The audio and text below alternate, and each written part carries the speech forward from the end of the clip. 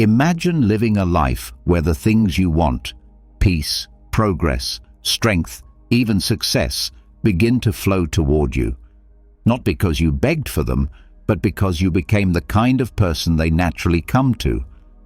But be honest with yourself. How many times have you felt stuck? Like no matter how hard you try, life just doesn't seem to reward you the way it should.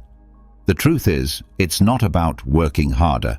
It's about working wiser. It's not about chasing results. It's about becoming someone who attracts them. And Stoicism holds the key. If you master the Stoic way of thinking, your life will stop feeling like a struggle for control and start feeling like alignment with something greater.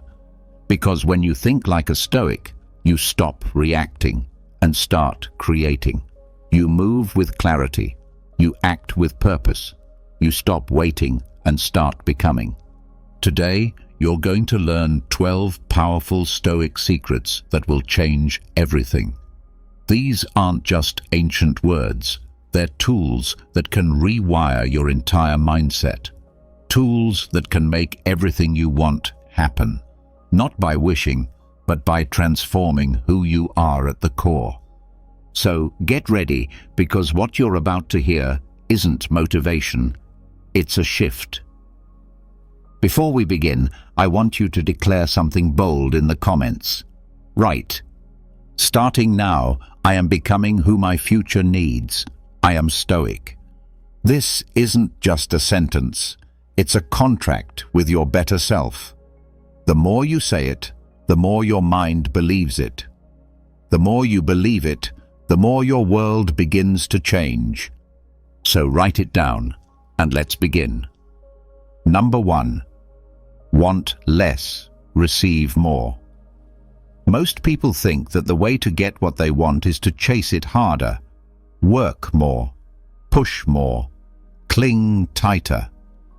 But what if the real secret to getting everything you want is to stop wanting it so much?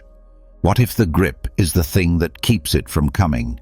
The Stoics understood this better than anyone. They didn't teach people to hate desire or pretend they didn't care. Instead, they asked a powerful question. What if you already have enough? When you truly feel that you need less, the world suddenly offers more, not because it changed, but because you did. Desire isn't wrong, but desperation is a trap. When you want something so badly that you can't breathe without it, you lose your power. You become smaller than the thing you crave. You chase, you overthink, you compare, and you feel like you're always coming up short. The Stoic doesn't live that way.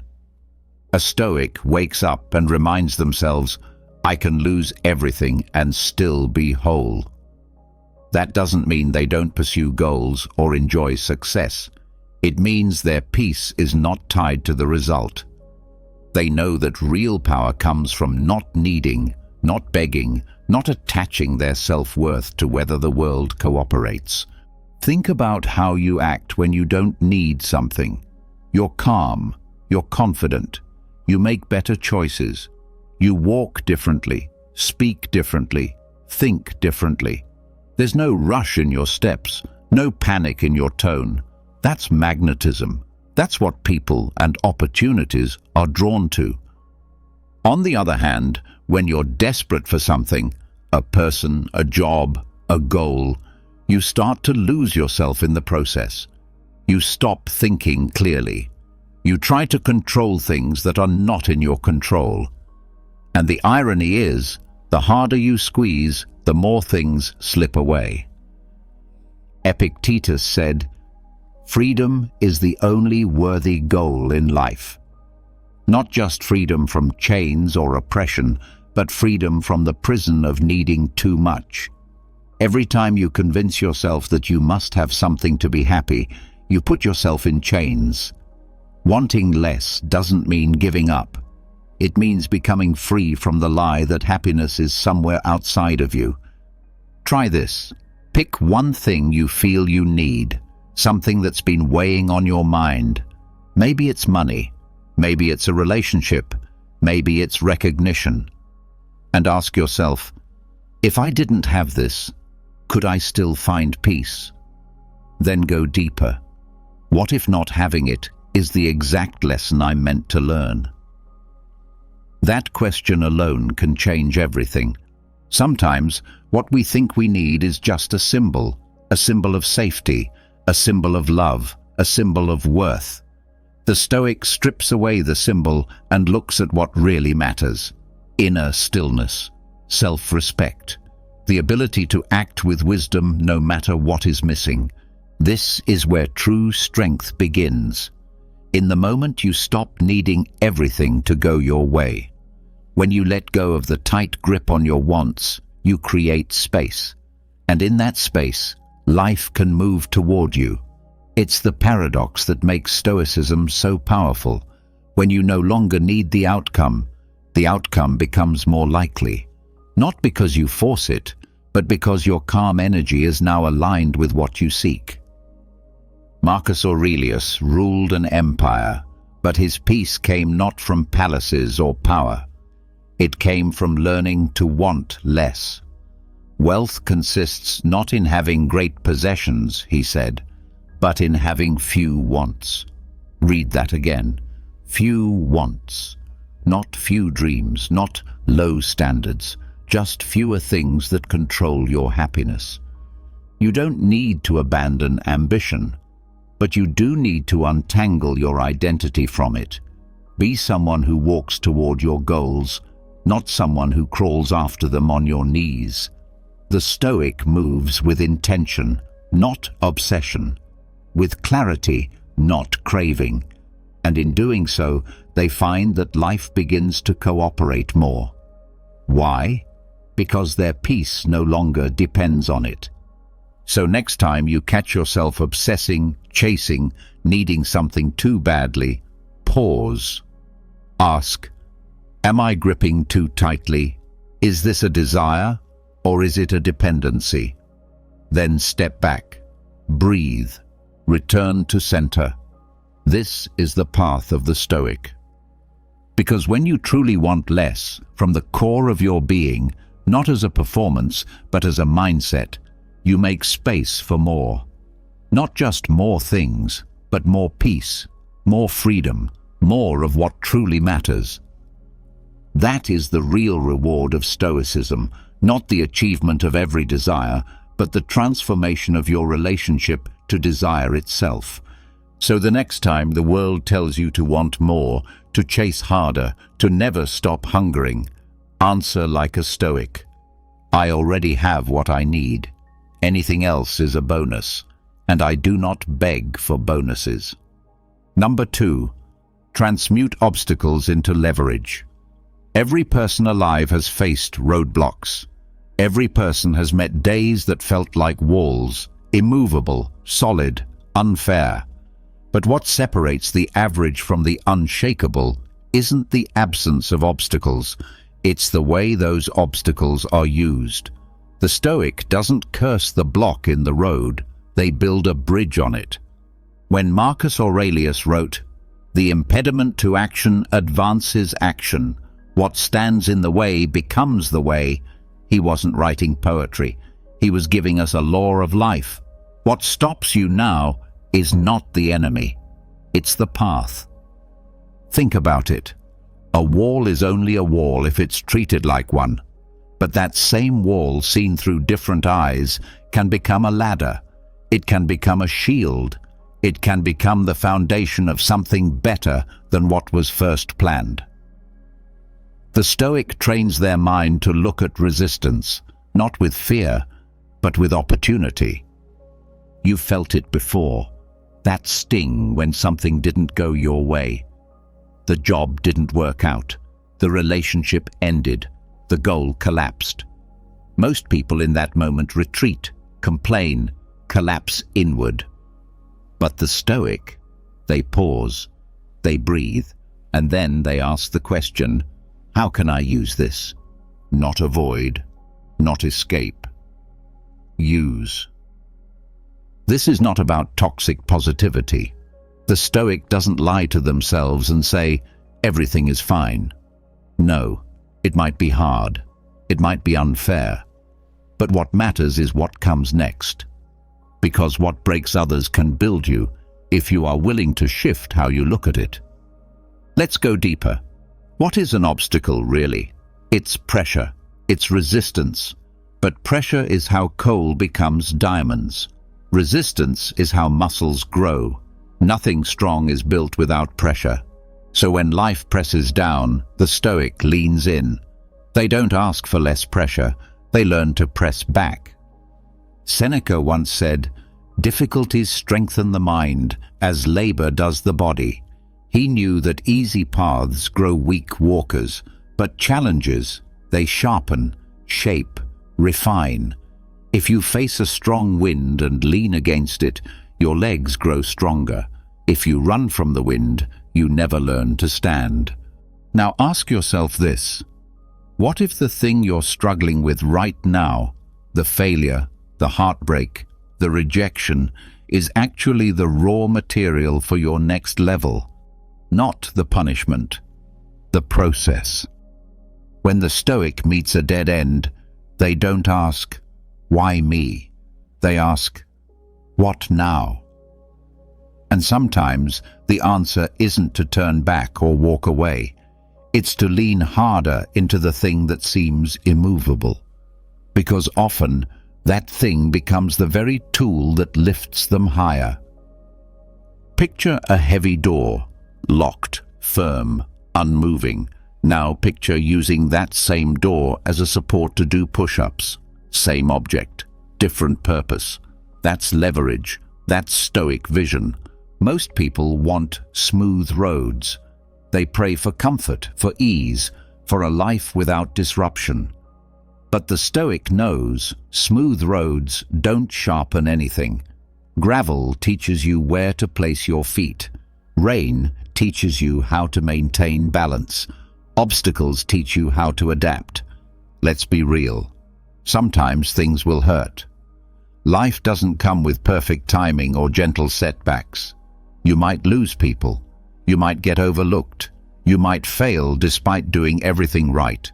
But none of that can defeat you unless you decide to let it. When life says no, don't shrink. Shift. Don't wait for the obstacle to move. Learn to move with it. Use its weight to develop balance. Use its resistance to develop strength. Use its refusal as the invitation to a new approach. Want an example? Look at Marcus Aurelius himself. A leader of the Roman Empire facing war, betrayal and plague, not in theory, but in real time. And yet, through all of it, he found time to reflect, to grow, to lead with wisdom. Not because life was kind to him, but because he used the cruelty of life as his crucible. He could have collapsed under the weight of his responsibilities. Instead, he used that weight to anchor his mind. He used adversity not as a reason to stop, but as the very thing that propelled his wisdom into history. What about you? What in your life right now feels like a block, a stuck place, a limit? Look again, not with frustration, but with curiosity. What if it's not the end? What if it's the beginning? The Stoic believes nothing is wasted, not pain, not delay, not rejection. Every setback is either a test of character or a tool for transformation. If it feels like a burden, carry it until it feels like strength. If it feels like a door that won't open, push until you realize it was actually a gate you were meant to climb. That's how obstacles become leverage. Not by waiting for the perfect moment, but by deciding that this moment is already enough. So the next time life tries to block you, don't push it away in frustration. Lean into it with a different question. How can this become my advantage? That question alone turns the wall into a weapon, the block into a bridge, and the pain into purpose. Number 3, withdraw the spotlight. Let reality do the work. In today's world, everyone seems to be chasing attention. Likes, followers, applause. People don't just want to be good at something, they want to be seen being good at it. But the Stoic knows this craving is a trap. The louder you shout for validation, the more you depend on something outside of yourself. And when your worth hangs on how many people notice, you are never truly in control. The Stoic chooses a different path, a quieter one that feels invisible at first, but eventually becomes impossible to ignore. Because true excellence doesn't need an audience, it creates its own gravity. Here's the truth. When you constantly seek the spotlight, you divide your focus. One half goes into becoming better. The other half goes into making sure people see you becoming better. That second half is wasted energy. It's noise. It's distraction. And in Stoicism, that's a cost you cannot afford.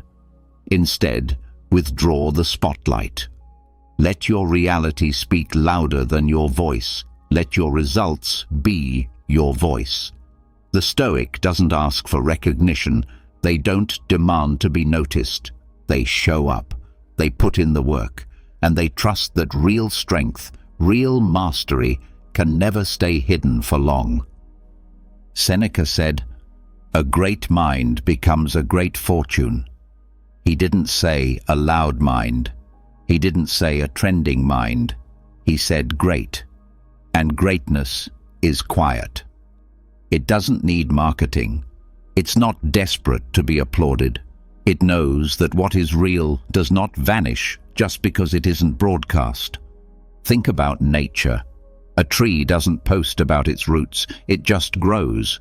It doesn't rush to prove itself. And yet, when it blossoms, everyone notices. That's what happens when you focus on mastery. When you do the work, not for praise, but because it's who you are, eventually the world has to pay attention. Not because you asked for it, but because reality can't be denied. This mindset rewires how you move through life. When you stop needing recognition, you start acting from a deeper place. Your motivation comes from within. You become more honest, more grounded, more focused. You stop performing. You start building. And ironically, this is when people begin to notice. Because people can sense the difference between someone who's authentic and someone who's just posing. The Stoic doesn't pose. The Stoic is. Now ask yourself, are you working for impact or for applause? If no one clapped, would you still do it? If no one knew, would you still give your best? The Stoic answers yes, because they're not trying to look like something, they're trying to be something. And that difference changes everything. Let's be clear, this doesn't mean you hide from the world.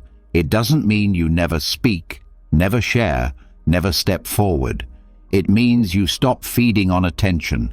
You stop measuring yourself by who sees you and how often.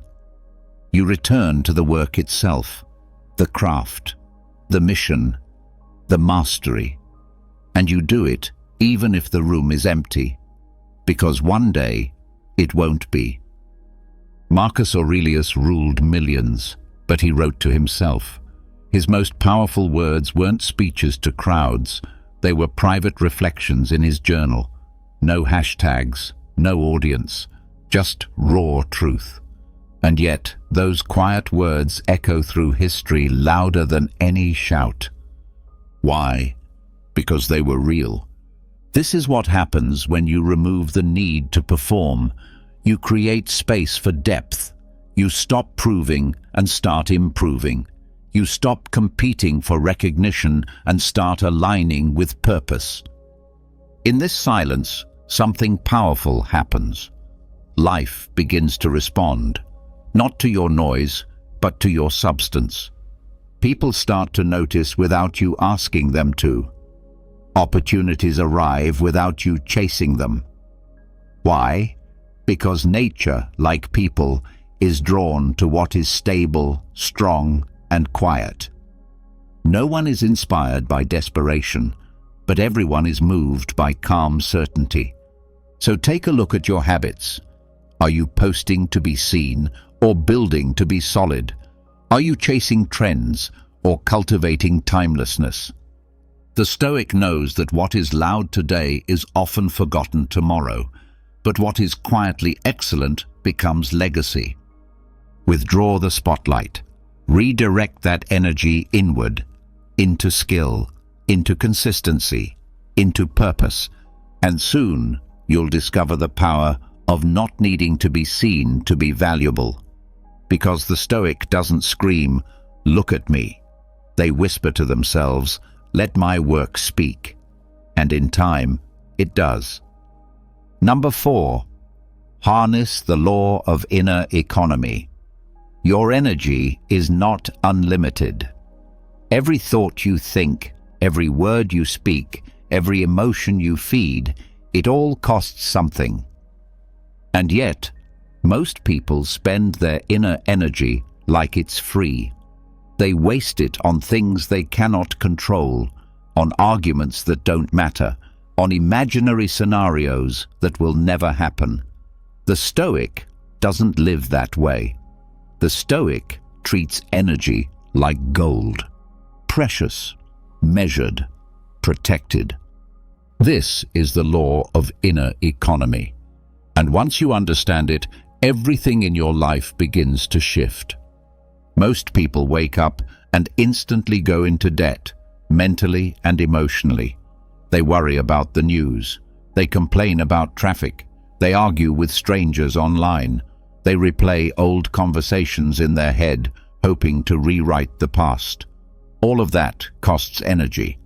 And by the time they actually get to what matters, family, work, purpose, they have nothing left to give. But not the Stoic. The Stoic knows your focus is your fortune, and you only have so much of it to spend. So they ask, before giving their attention away, is this worth it? Will this move me forward, or is it just noise? This is how a Stoic builds strength, not just through discipline, but through discretion. They don't just act wisely, they think wisely. They guard their inner life like a philosopher-accountant. Everything must be accounted for. Every thought must pass the audit. The first question is simple.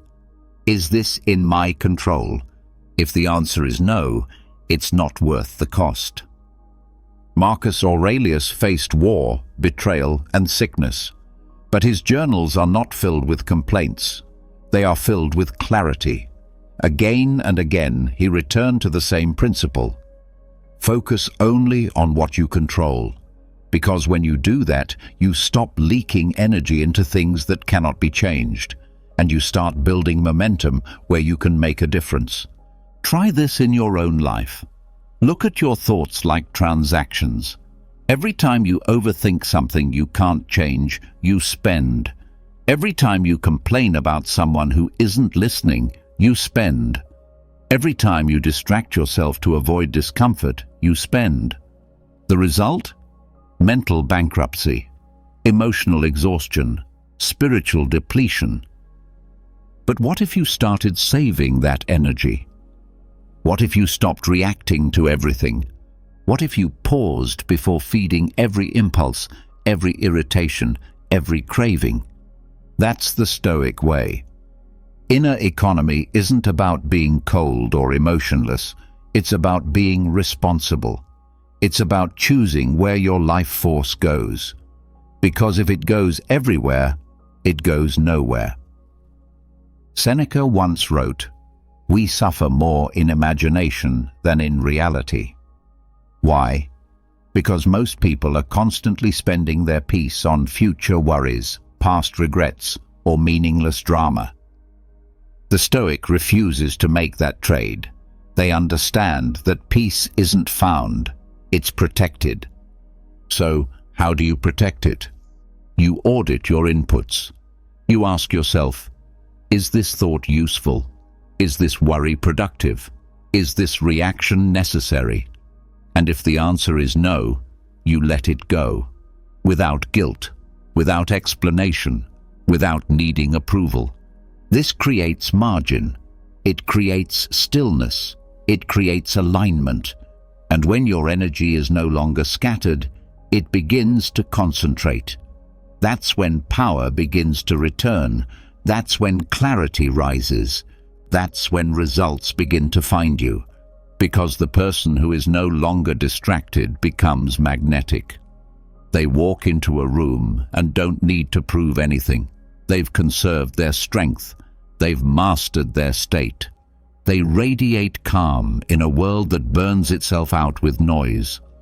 This is the essence of the inner economy. Stop spending on what doesn't repay you. Start investing in what builds you. Instead of venting your anger, pause. Instead of chasing the last word, listen. Instead of fearing what may happen, act on what can happen. Even your thoughts must earn their place in your mind, because not every emotion deserves your energy. Not every worry deserves your attention. Not every opinion deserves your reply. The Stoic knows, when your energy is protected, it begins to work for you. It accumulates. And as it does, something strange and powerful happens.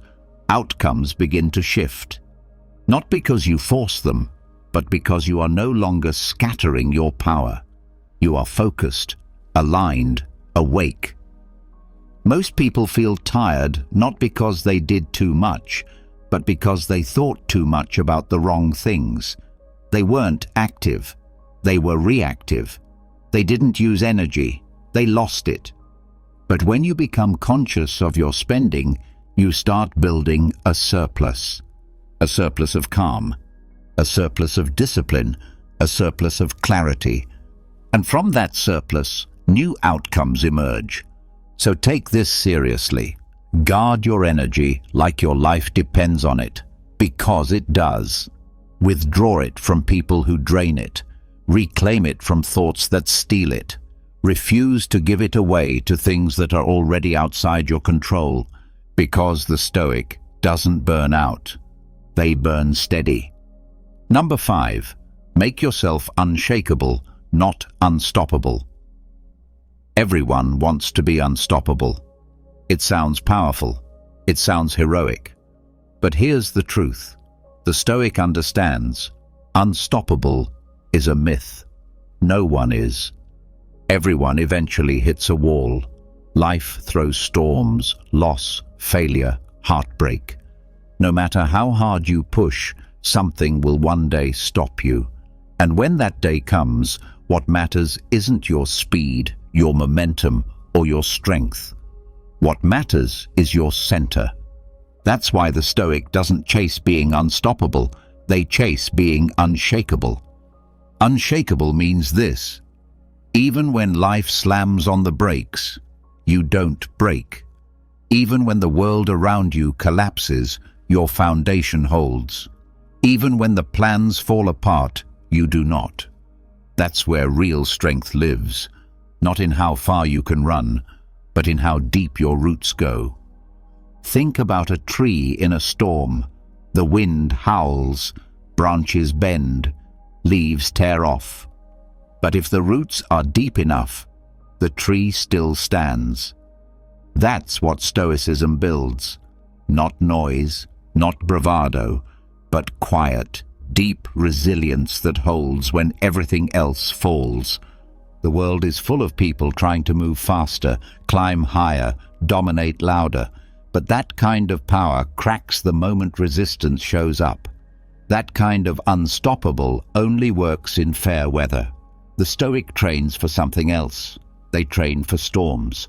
Marcus Aurelius didn't rule in peaceful times. He ruled in chaos, war, plague, betrayal. But still, he remained calm. Not because he stopped bad things from happening, but because he stopped himself from being shaken by them. That's Stoicism. It's not about control over the world, it's about control over the self. And here's where it gets interesting. People feel that energy. When you're unshakable, You don't have to say much. People sense it. They trust it. They're drawn to it. Because in a panicked world, calm is rare. Calm is magnetic. Think of the last time you were around someone who was grounded, steady, clear, even under pressure. Didn't you feel safer around them? Didn't you trust them more? That's the effect of unshakability. It speaks without noise, it leads without force, and in that silence, opportunities come. Not out of desperation, but out of alignment. Now ask yourself, are you chasing noise or depth? Are you building a version of yourself that can go fast, or one that can survive a storm? The Stoic answers this by turning inward every day, not to rehearse power, but to prepare for power. Power that stays steady even in pain. Power that doesn't panic when plans collapse.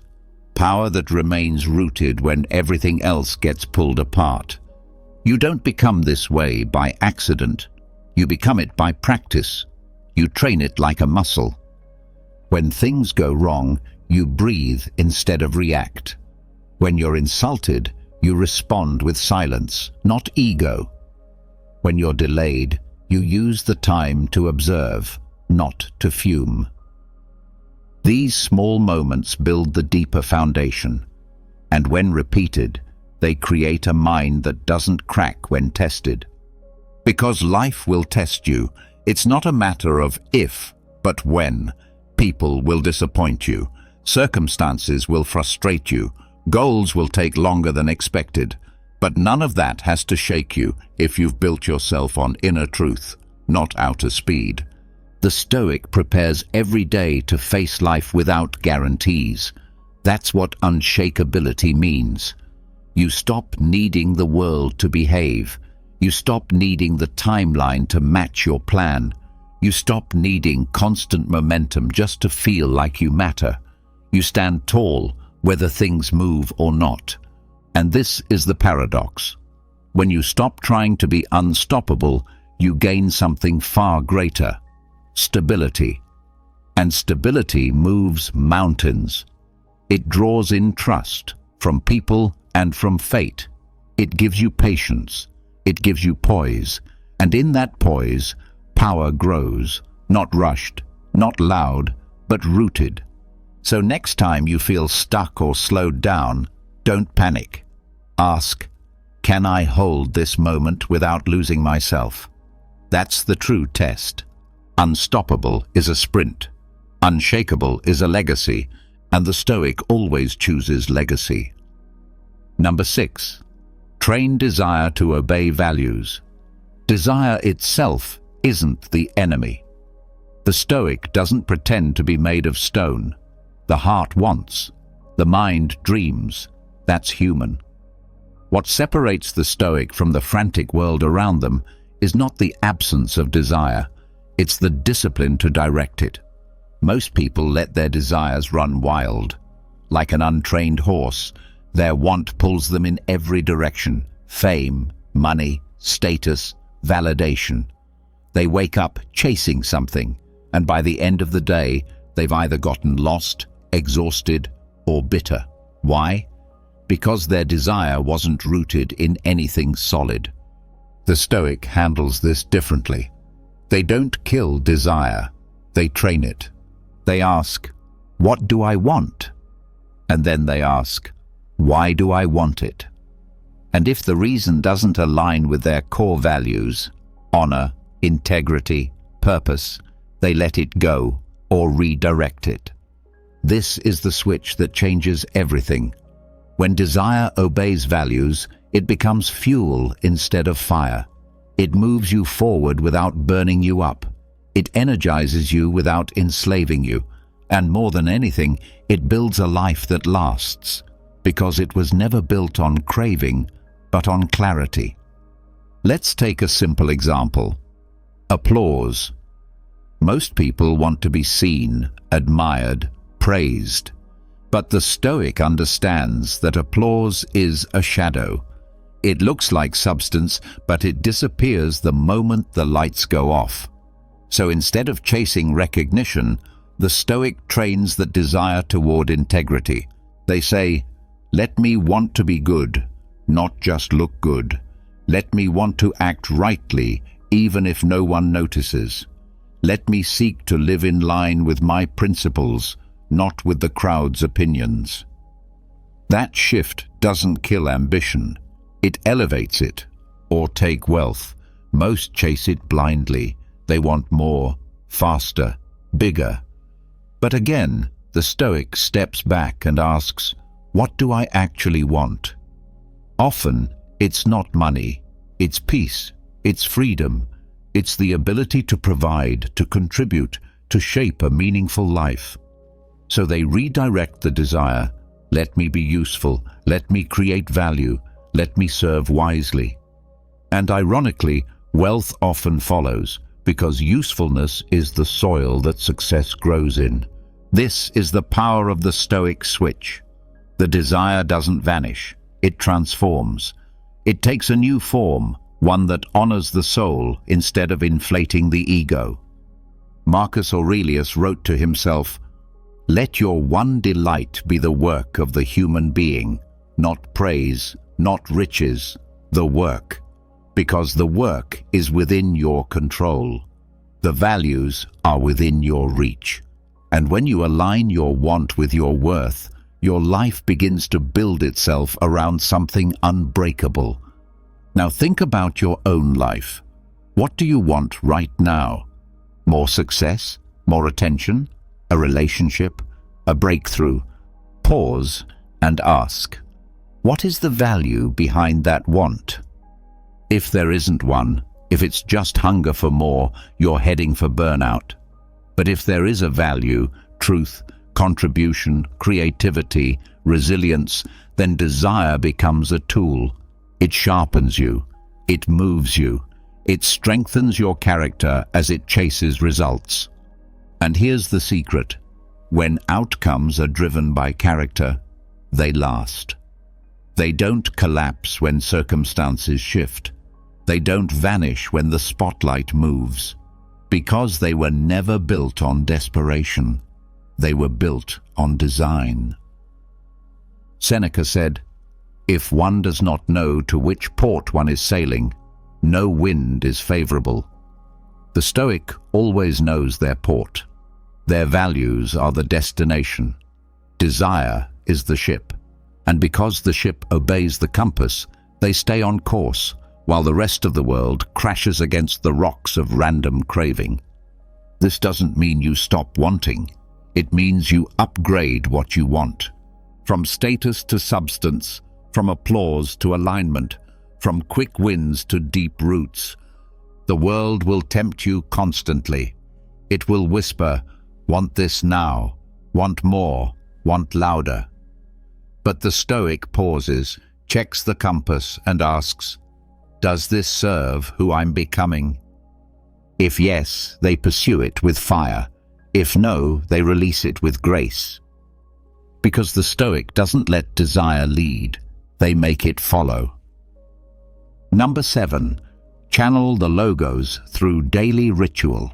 There is an invisible order behind everything. The Stoics called it the logos, the rational principle, the divine intelligence that holds the universe together. It's not something you can touch, but you can feel it in nature, in timing, in truth. The Stoic doesn't try to control the logos. They don't force life to bend. Instead, they tune themselves to it, and they do that through daily ritual. Think about it like this. Chaos is the default state of an undisciplined mind. But order doesn't just arrive. You have to create it. And the way the Stoic creates order within is by mirroring the order outside. The sun rises and sets. The seasons follow each other. The tides move with the moon. The logos is rhythm. So the Stoic builds rhythm in their own life, not as superstition, but as synchronization. This is why ritual matters. Not routine for routine's sake, but rituals with purpose: journaling, morning reflection, evening review, moments of silence, intentional breathing, all simple, small acts, but each one becomes a tuning fork. Each one says to the universe, "I am in alignment." Take the morning, for example. The Stoic doesn't just wake up and dive into chaos, they wake with resolve. Marcus Aurelius would write to himself each morning, preparing his mind for the day ahead. He reminded himself that people would be rude, that setbacks would happen, that life would test him. And by doing this, he didn't armor himself with denial. He synchronized with truth. He stepped into the current instead of thrashing against it. That's logos. At night, he did the opposite. He looked back, not to shame himself, not to obsess, but to understand. To ask, where did I act with reason today? Where did I lose control? Where can I grow tomorrow? That small act of reflection became a compass reset. And over time, those resets shape a person into someone unshakable. Now think about your own day. How much of it is noise? How much is you reacting to the world instead of aligning with it? A Stoic doesn't rush into life. They enter it with intention, with design, and they use rituals as anchors, moments that pull them back to center. It doesn't have to be dramatic. It can be 10 minutes in the morning with a journal, 5 minutes at night in stillness, a walk without your phone, a quote you repeat before making a hard decision. Each of these is a small alignment, a moment of tuning to something higher. Because when your inner life matches the order of nature, life stops resisting you. Things start to move, not because you manipulated them, but because you stopped working against them. You've probably felt this before, those days where everything just clicks. The right words come to you, the right person calls. The next step feels obvious. That's not luck, that's alignment. That's logos responding to your inner clarity. The opposite is true too. When you're scattered inside, unanchored, reactive, disconnected, everything becomes harder. Even small tasks feel heavy. Even good opportunities slip through your fingers. That's what happens when you're out of sync. So the Stoic uses ritual to stay in sync. They don't rely on emotion, they rely on rhythm. Morning, set the tone. Midday, reset if needed. Evening, reflect and realign. It's not control, it's harmony. It's not force, it's flow. Seneca once said, "Order your soul, reduce your wants, live in harmony with nature." That starts with a decision to treat your day not as chaos to survive, but as a structure to refine. And rituals are how you do that. They are not chores, they are bridges between your mind and the logos, between your will and the rhythm of life. And when you cross that bridge daily, something subtle but powerful begins to shift.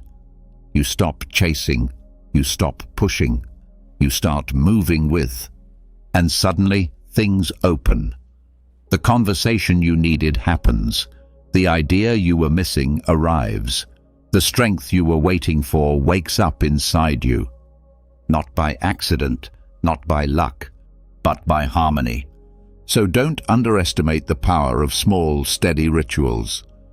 They are how the Stoic plugs into the wisdom of the universe, not with noise, but with quiet rhythm. Number 8. Let silence make the first move. We live in a world that rewards speed. Speak quickly, react instantly, post now, think later. But the Stoic doesn't move like that. They don't rush to fill silence. They don't scramble to be heard.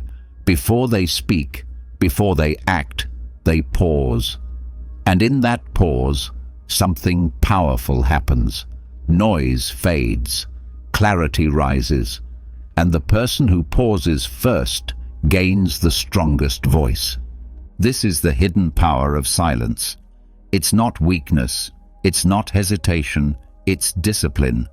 Because silence is not the absence of action, it's the birthplace of wise action. Before the Stoic responds, they observe. They feel the urge to reply, to defend, to argue.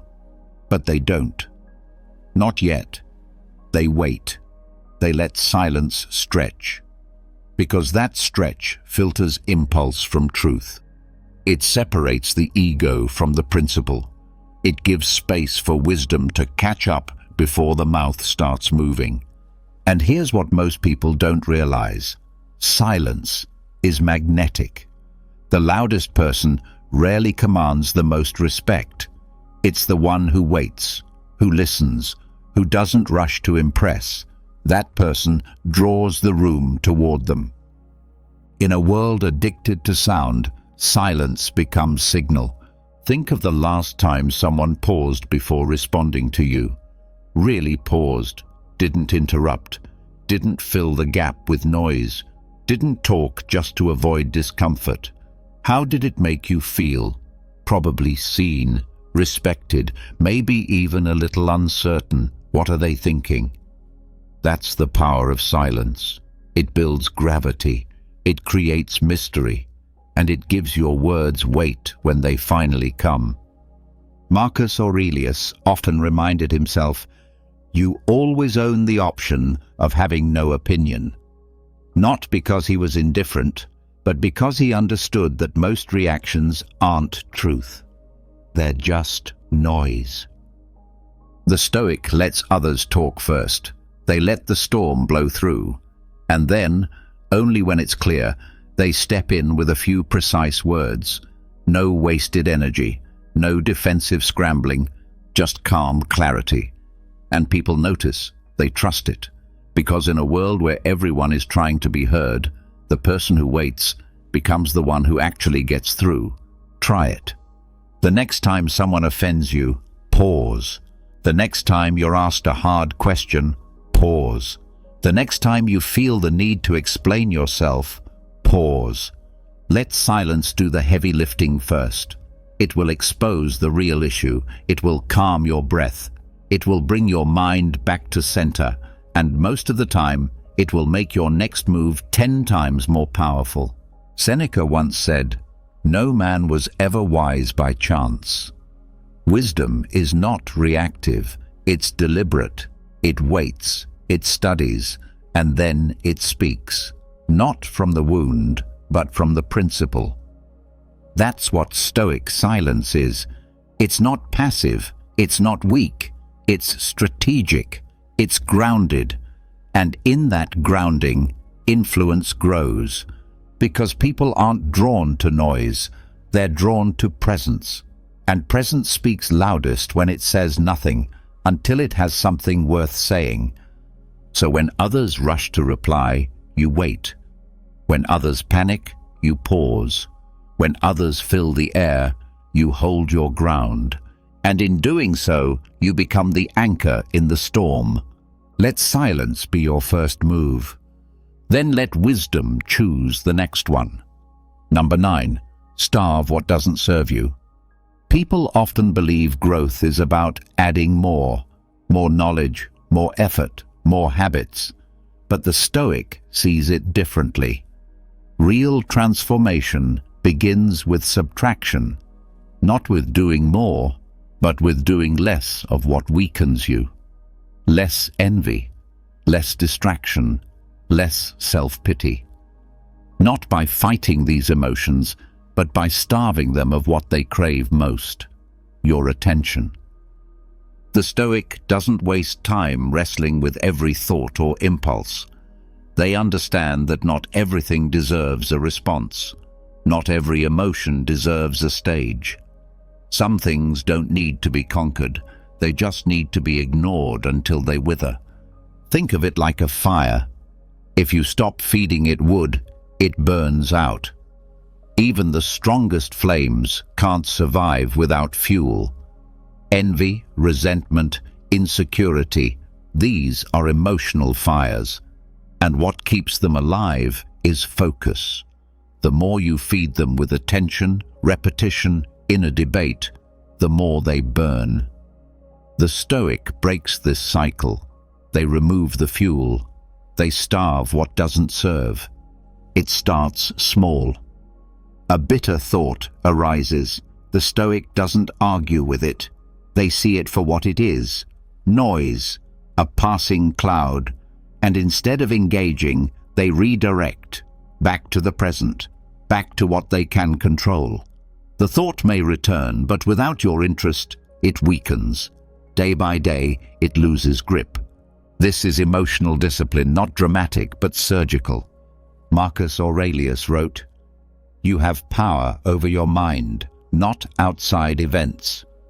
Realize this, and you will find strength."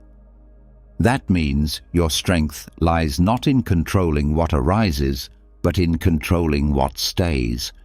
And what stays depends on what you feed. Here's the truth.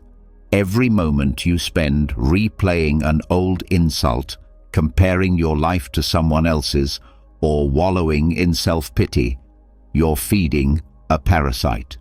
And that parasite grows by draining your focus, your mood, your willpower. It does nothing for you. It builds nothing. It just feeds on you. So what's the Stoic solution? Starve it. Starve the comparisons. When you see someone doing better, don't spiral. Shift attention to your own work. Starve the need to be right. When you feel the urge to win an argument, pause and ask, will this matter tomorrow? Starve the story that says you're behind, broken, or not enough. Every time you play that script, you reinforce it. Cut the script. Rewrite the scene. Not with violence, not with shame. Just quiet, firm starvation. Because you don't kill a weed by yelling at it. You kill it by not watering it. And something beautiful happens in the silence left behind. When you stop giving energy to weakness, strength naturally fills the space. You don't have to force it. You don't even have to understand it fully. You just have to clear the way. In the space where envy once lived, gratitude can grow. In the space where fear once screamed, confidence can breathe. In the space where distraction once ruled, focus can sharpen. This isn't about becoming emotionless, it's about becoming selective. The Stoic doesn't deny their feelings, but they deny certain feelings the right to lead. They draw a line and say, only what serves me crosses this line. And here's the part no one tells you. The first days of starving a toxic pattern are hard. It's uncomfortable. Your mind will beg you to feed it again. But if you hold, if you stay still and quiet and firm, it will pass. The parasite will weaken, and in its place, something stronger will rise. Not overnight, but with time. This is why Stoicism works. Not because it gives you a motivational high, but because it gives you a method, a quiet, patient, ruthless method for cleaning your inner world. So the next time a thought comes that drains your peace, don't fight it. Don't fear it. Just turn away. Let it starve. The mind is a garden. What you feed grows. What you ignore fades.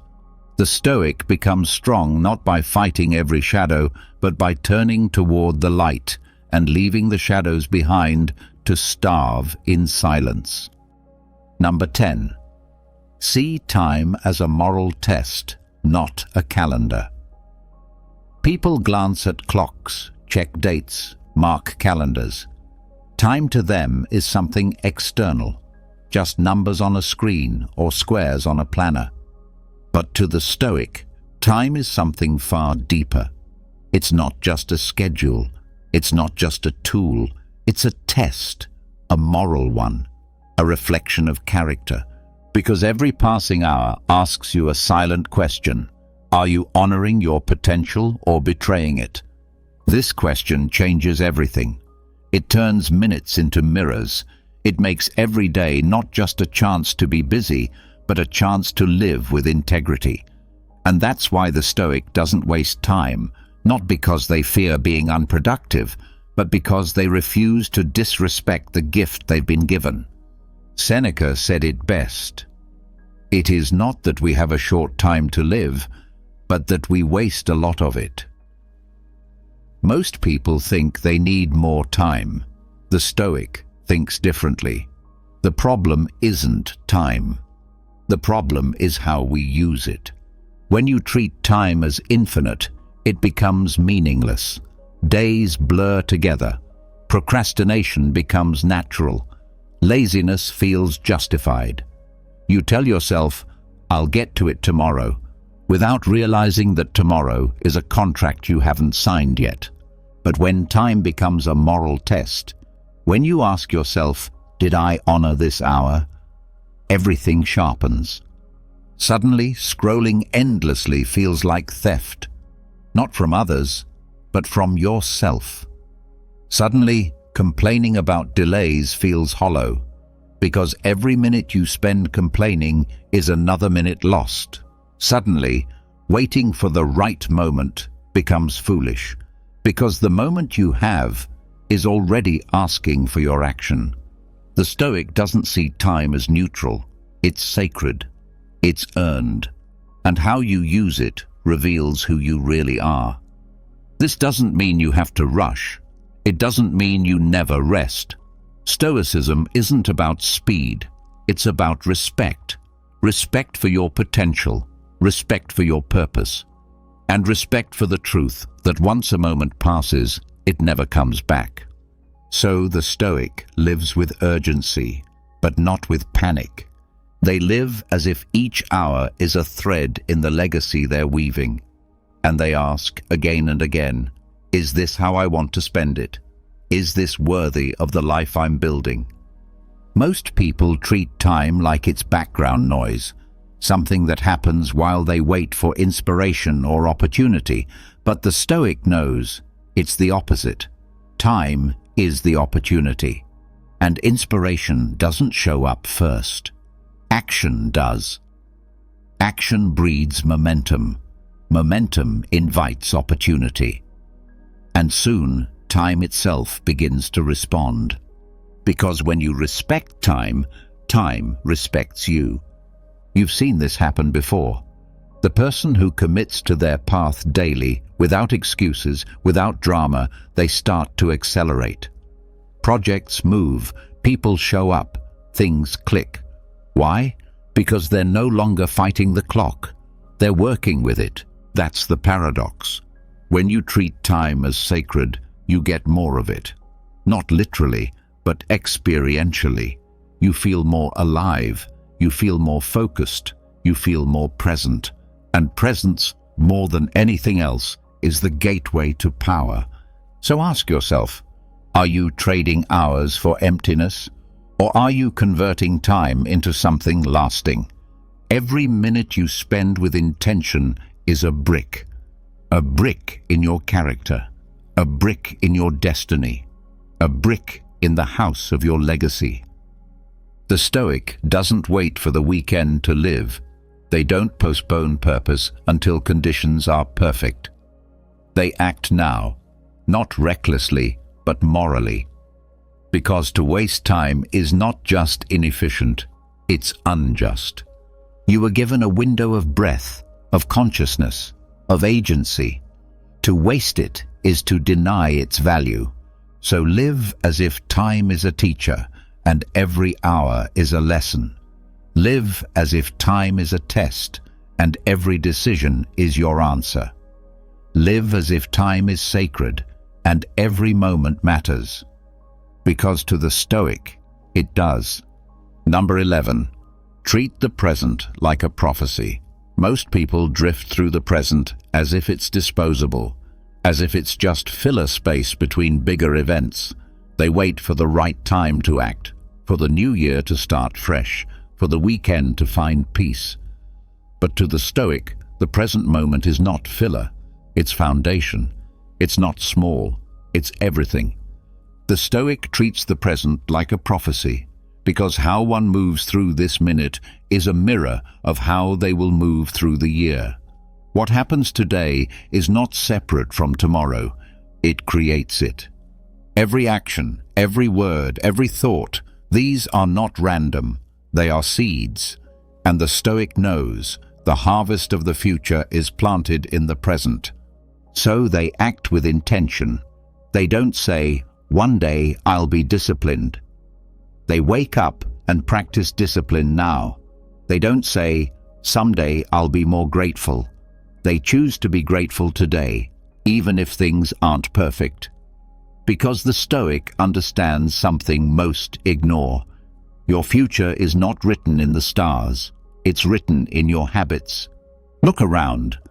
What are you doing with this hour? Scrolling, complaining, doubting, or building, reflecting, becoming? The Stoic doesn't wait for clarity to begin. They begin, and clarity meets them in motion. Marcus Aurelius said, "Waste no more time arguing what a good man should be. Be one."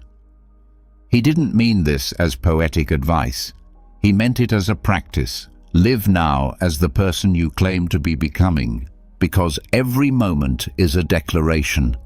Every small decision is a prophecy written in invisible ink. The way you respond to discomfort today predicts how you'll handle challenge next month. The way you speak with respect today predicts the kind of relationships you'll build next year. The way you treat your time today predicts the kind of life you'll wake up to a decade from now. Most people underestimate the present because it looks so small, but so does a single spark before it lights a wildfire. So does one raindrop before the flood. The Stoic sees the power hiding in each breath and moves accordingly. And here's what's strange. When you treat the present with reverence, it begins to respond. Things fall into place. The right people show up. The path becomes clearer, not because of luck, but because of alignment. You don't have to know the future if you're shaping it through consistent choices. You don't have to predict it if you're preparing for it. That's the Stoic's secret. Their calm doesn't come from knowing everything will go their way. It comes from knowing they're becoming someone who can handle whatever comes. So instead of wondering what your life will look like in 5 years, look at how you're showing up right now. That's your answer. That's your forecast. The present moment is always honest. It doesn't lie. It doesn't flatter. It shows you exactly where your trajectory is pointed. And if you don't like the direction, it's the only place you can turn the wheel. The Stoic sees each minute as sacred, not in a dramatic way, but in a quiet, persistent way, because they know that when you show up fully for one moment, the next one arrives cleaner, smoother, closer to what you were aiming for. So they take out the trash, mentally and emotionally. They say no to distractions. They let go of bitterness. They stop rehearsing old pain, not because they're perfect, but because they know every moment spent out of alignment pollutes the path ahead. And every moment spent in alignment is like writing a letter to your future self. I built this for you. So don't wait to start. Don't wait for the perfect plan or perfect timing. You are already prophesying your life right now. Every breath is a blueprint. Every habit is a prediction. Every choice is a message to your future. And when the future arrives, it won't surprise the Stoic. It will fit them perfectly because they designed it in the now. Number 12. Become what you seek, so it has no choice but to find you. There's a moment in every Stoic's journey when the pursuit stops, not because the desire fades, but because the approach transforms. Most people chase. They reach, grasp, run toward what they think they lack: peace, love, success, validation. They treat life like a hunt, But the Stoic moves differently. They don't chase what they want. They become the kind of person it belongs to. This is the paradox. The more you seek something, the more it runs from you. Why? Because chasing reveals distance. It reinforces the belief that what you want is separate, far, unavailable. The Stoic closes that distance not by sprinting faster, but by becoming a magnet. Don't chase peace. Be peace in how you move. Don't beg for love. Be worthy of it in how you love others. Don't obsess over success. Let excellence be your default setting, even when no one's watching. The Stoic stops asking, "When will it happen?" and starts asking, "Who do I need to be for this to become inevitable?" Because life, like gravity, is always responding, not to noise, but to energy. Not to desperation, but to alignment. Marcus Aurelius didn't write to the gods asking for a better world. He wrote to himself, asking to become a better man. Waste no more time arguing what a good man should be. Be one. Those 5 words are the compass. Not because they're poetic, but because they shift the center of gravity inward. What you want is not out there. It's trying to meet you. But it can only recognize you when you've become the version of yourself that matches what you're asking for. If you want deep love, but your life is full of chaos and resentment, how can it find you? If you want success, but your habits are built on distraction and hesitation, how can it recognize you? If you want peace, but your mind is constantly arguing with reality, how can it stay with you? The Stoic knows you don't attract what you want, you attract what you are. So instead of obsessing over outcomes, they ask better questions. Not, how do I get more, but how do I become more valuable? Not, when will it come, but what do I need to grow through so I'm ready when it does? They stop pointing outward and start refining inward. And something incredible happens. The seeking turns into arriving. What once felt distant begins to show up. Not all at once, but in signs, in momentum, in the right people, the right timing, the right openings. Because life meets readiness, not fantasy, not hoping. Readiness.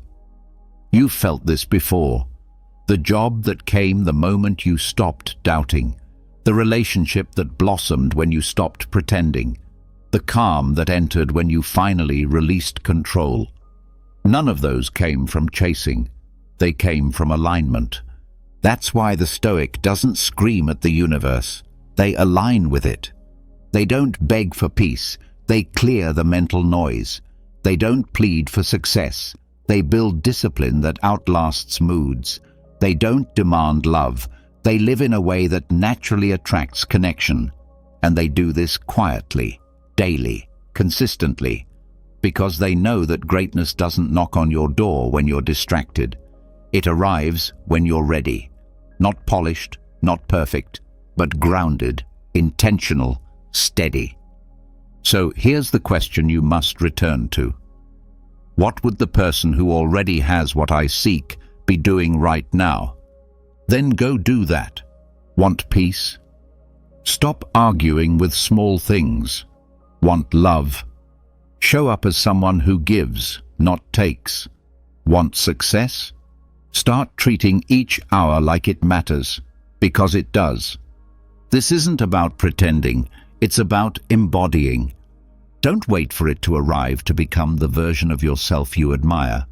Become that version first, and let what you seek recognize you when it's ready. Because it's already on its way. The only question is, will it find you ready? The Stoic knows the answer, because they live not as seekers, but as signals. Everything you want isn't waiting in the future. It's waiting for you to become the person who can hold it. And that's what these 12 Stoic secrets are about. They're not magic tricks. They're not shortcuts. They are transformations, quiet ones, daily ones, the kind of shifts that start on the inside and rewrite everything on the outside. Want less, and you'll receive more. See obstacles not as blocks, but as blueprints. Withdraw the need to be seen and become undeniable. Spend your energy like gold, and life will begin to pay you back. Forget being unstoppable. Become unshakable. Train your desires to kneel before your values. Use rituals to harmonize with the universe.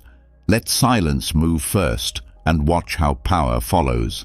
Starve what weakens you, and strength will have room to rise. Treat time like a sacred test, and it will open sacred doors. Live this moment as prophecy, and the future will arrive on schedule. And above all, become what you seek, so it has no choice but to find you. Stoicism is far more than a collection of inspirational quotes and fleeting reflections. It's a hands-on, practical guide to navigating life. In this video, we're going to dive into powerful insights drawn from the minds of great Stoic philosophers like Marcus Aurelius, Epictetus, and Seneca. Each lesson holds the power to completely reshape the way you see the world and live your life. I encourage you to watch the video all the way through so you won't miss any of the key principles that can help you rise above whatever difficulties life throws your way. If this is your first time on this channel, I invite you to subscribe and turn on notifications to support the continued creation of valuable and insightful content like this. Let's begin this journey and uncover how you can take control of your emotions and unlock your true potential through our complete guide, Personal Growth, Stoic Philosophy for Modern Life. Click the link in the first pinned comment or visit our website to get access now. One of the first things you need to learn is this: don't share your problems with everyone. The harsh truth is that 80% of people don't care, and the remaining 20% are often secretly glad it's you and not them. Instead, maintain a close-knit circle of trustworthy individuals who truly support you. Genuine empathy is incredibly rare, but when you find it, it becomes one of life's most valuable treasures. Rather than constantly trying to see the good in people, start seeking out people who are inherently good. While it's a noble trait to look for the best in others, surrounding yourself with those who consistently act with kindness and integrity will enrich your life in ways that far surpass blind optimism. Do what's right for you. Remember, nobody else is walking your path. Though others may offer advice, ultimately the choices and their consequences are yours alone. Trust your inner wisdom and respect the unique journey you are on. The more gratitude you cultivate, the more reasons you will find to be grateful. Gratitude isn't just a feeling, it's a powerful magnet for abundance and positivity. By appreciating what you already have, you open the door to even greater blessings. Never let a bad day convince you that you have a bad life. Your perspective shapes your reality. Even when things are tough, understand that life is made up of many experiences. One dark chapter doesn't define your entire story. Every second spent comparing your life to someone else's is a second wasted. Your path is uniquely yours and not meant to be measured against anyone else's. Focus on your own progress, your own growth, and your own joy, rather than trying to live up to someone else's highlight reel. You can try to please everyone, let people take advantage of you, and still find yourself disappointed. That's why setting healthy boundaries is non-negotiable. Your value isn't determined by how much of yourself you give away. When reflecting on life, remember this: no amount of guilt will change the past, and no amount of anxiety will alter the future. Real power lies in the present moment. Focus on what you can influence now and release everything outside your control. Every person in your life has something to teach you. Some will show you the meaning of love and support, while others will teach you what to avoid. Embrace each experience as a lesson, recognizing how both the positive and the painful help you grow stronger. You see the true nature of people when you are no longer useful to them. Adversity strips away pretenses and reveals authenticity. Pay attention to who stands beside you when you have nothing to give. Those are your true allies. Don't get married simply because you feel you should. Marriage must be a deliberate, thoughtful choice built on love and mutual commitment, not a box to check to meet societal expectations. Your happiness should never be sacrificed to appease others. You have exactly as much time as you believe you do. Life is fleeting and fragile, so treat each moment as a precious opportunity. Stop putting your dreams on hold. Cherish your time with loved ones. Tell them you love them, frequently. Expressing your love creates deep, unbreakable bonds and lasting memories. If you've never questioned whether your decision scared you, then you've probably never taken a bold enough step. True growth begins when you step outside your comfort zone. Let fear be a sign that you're pushing yourself towards something greater. Not everyone who claims to support you is truly on your side. Loyalty is proven through action, not empty words. Learn to distinguish between genuine friends and those who are only around when it's convenient. Trust behavior over promises. You cannot love someone so deeply that it forces them to love you in return. Real love is mutual and freely given. Know your worth and don't waste your affection on someone unwilling or unable to give the same love back. Be cautious with your words. Once spoken, they can be forgiven, but rarely forgotten. Words hold the power to either heal or wound deeply. Speak with intention and choose words that uplift rather than harm. Don't let someone's cruelty convince you that there's something wrong with you. Their hurtful actions are a reflection of their own inner struggles, not your value. Stay confident in who you are, even when others try to diminish you. Know your worth, even when others fail to see it. Your value does not rely on external validation.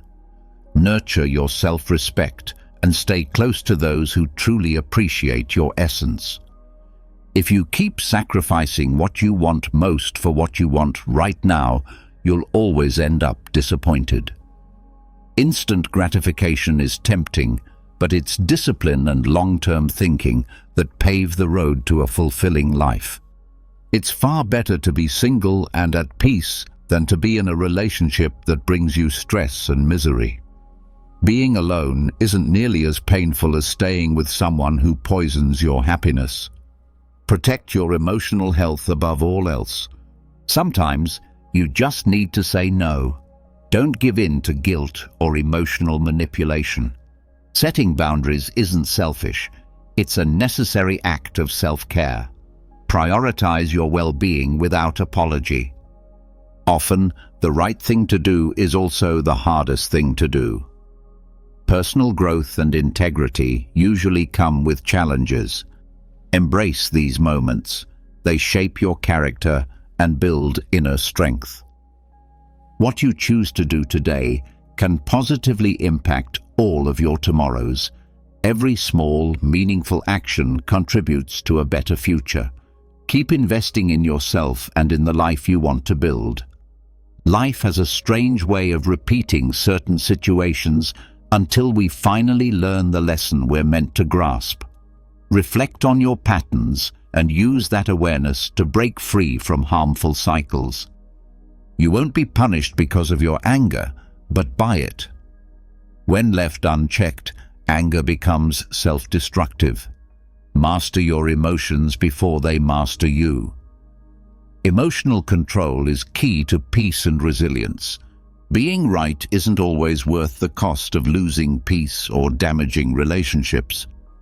Sometimes preserving harmony matters more than winning an argument.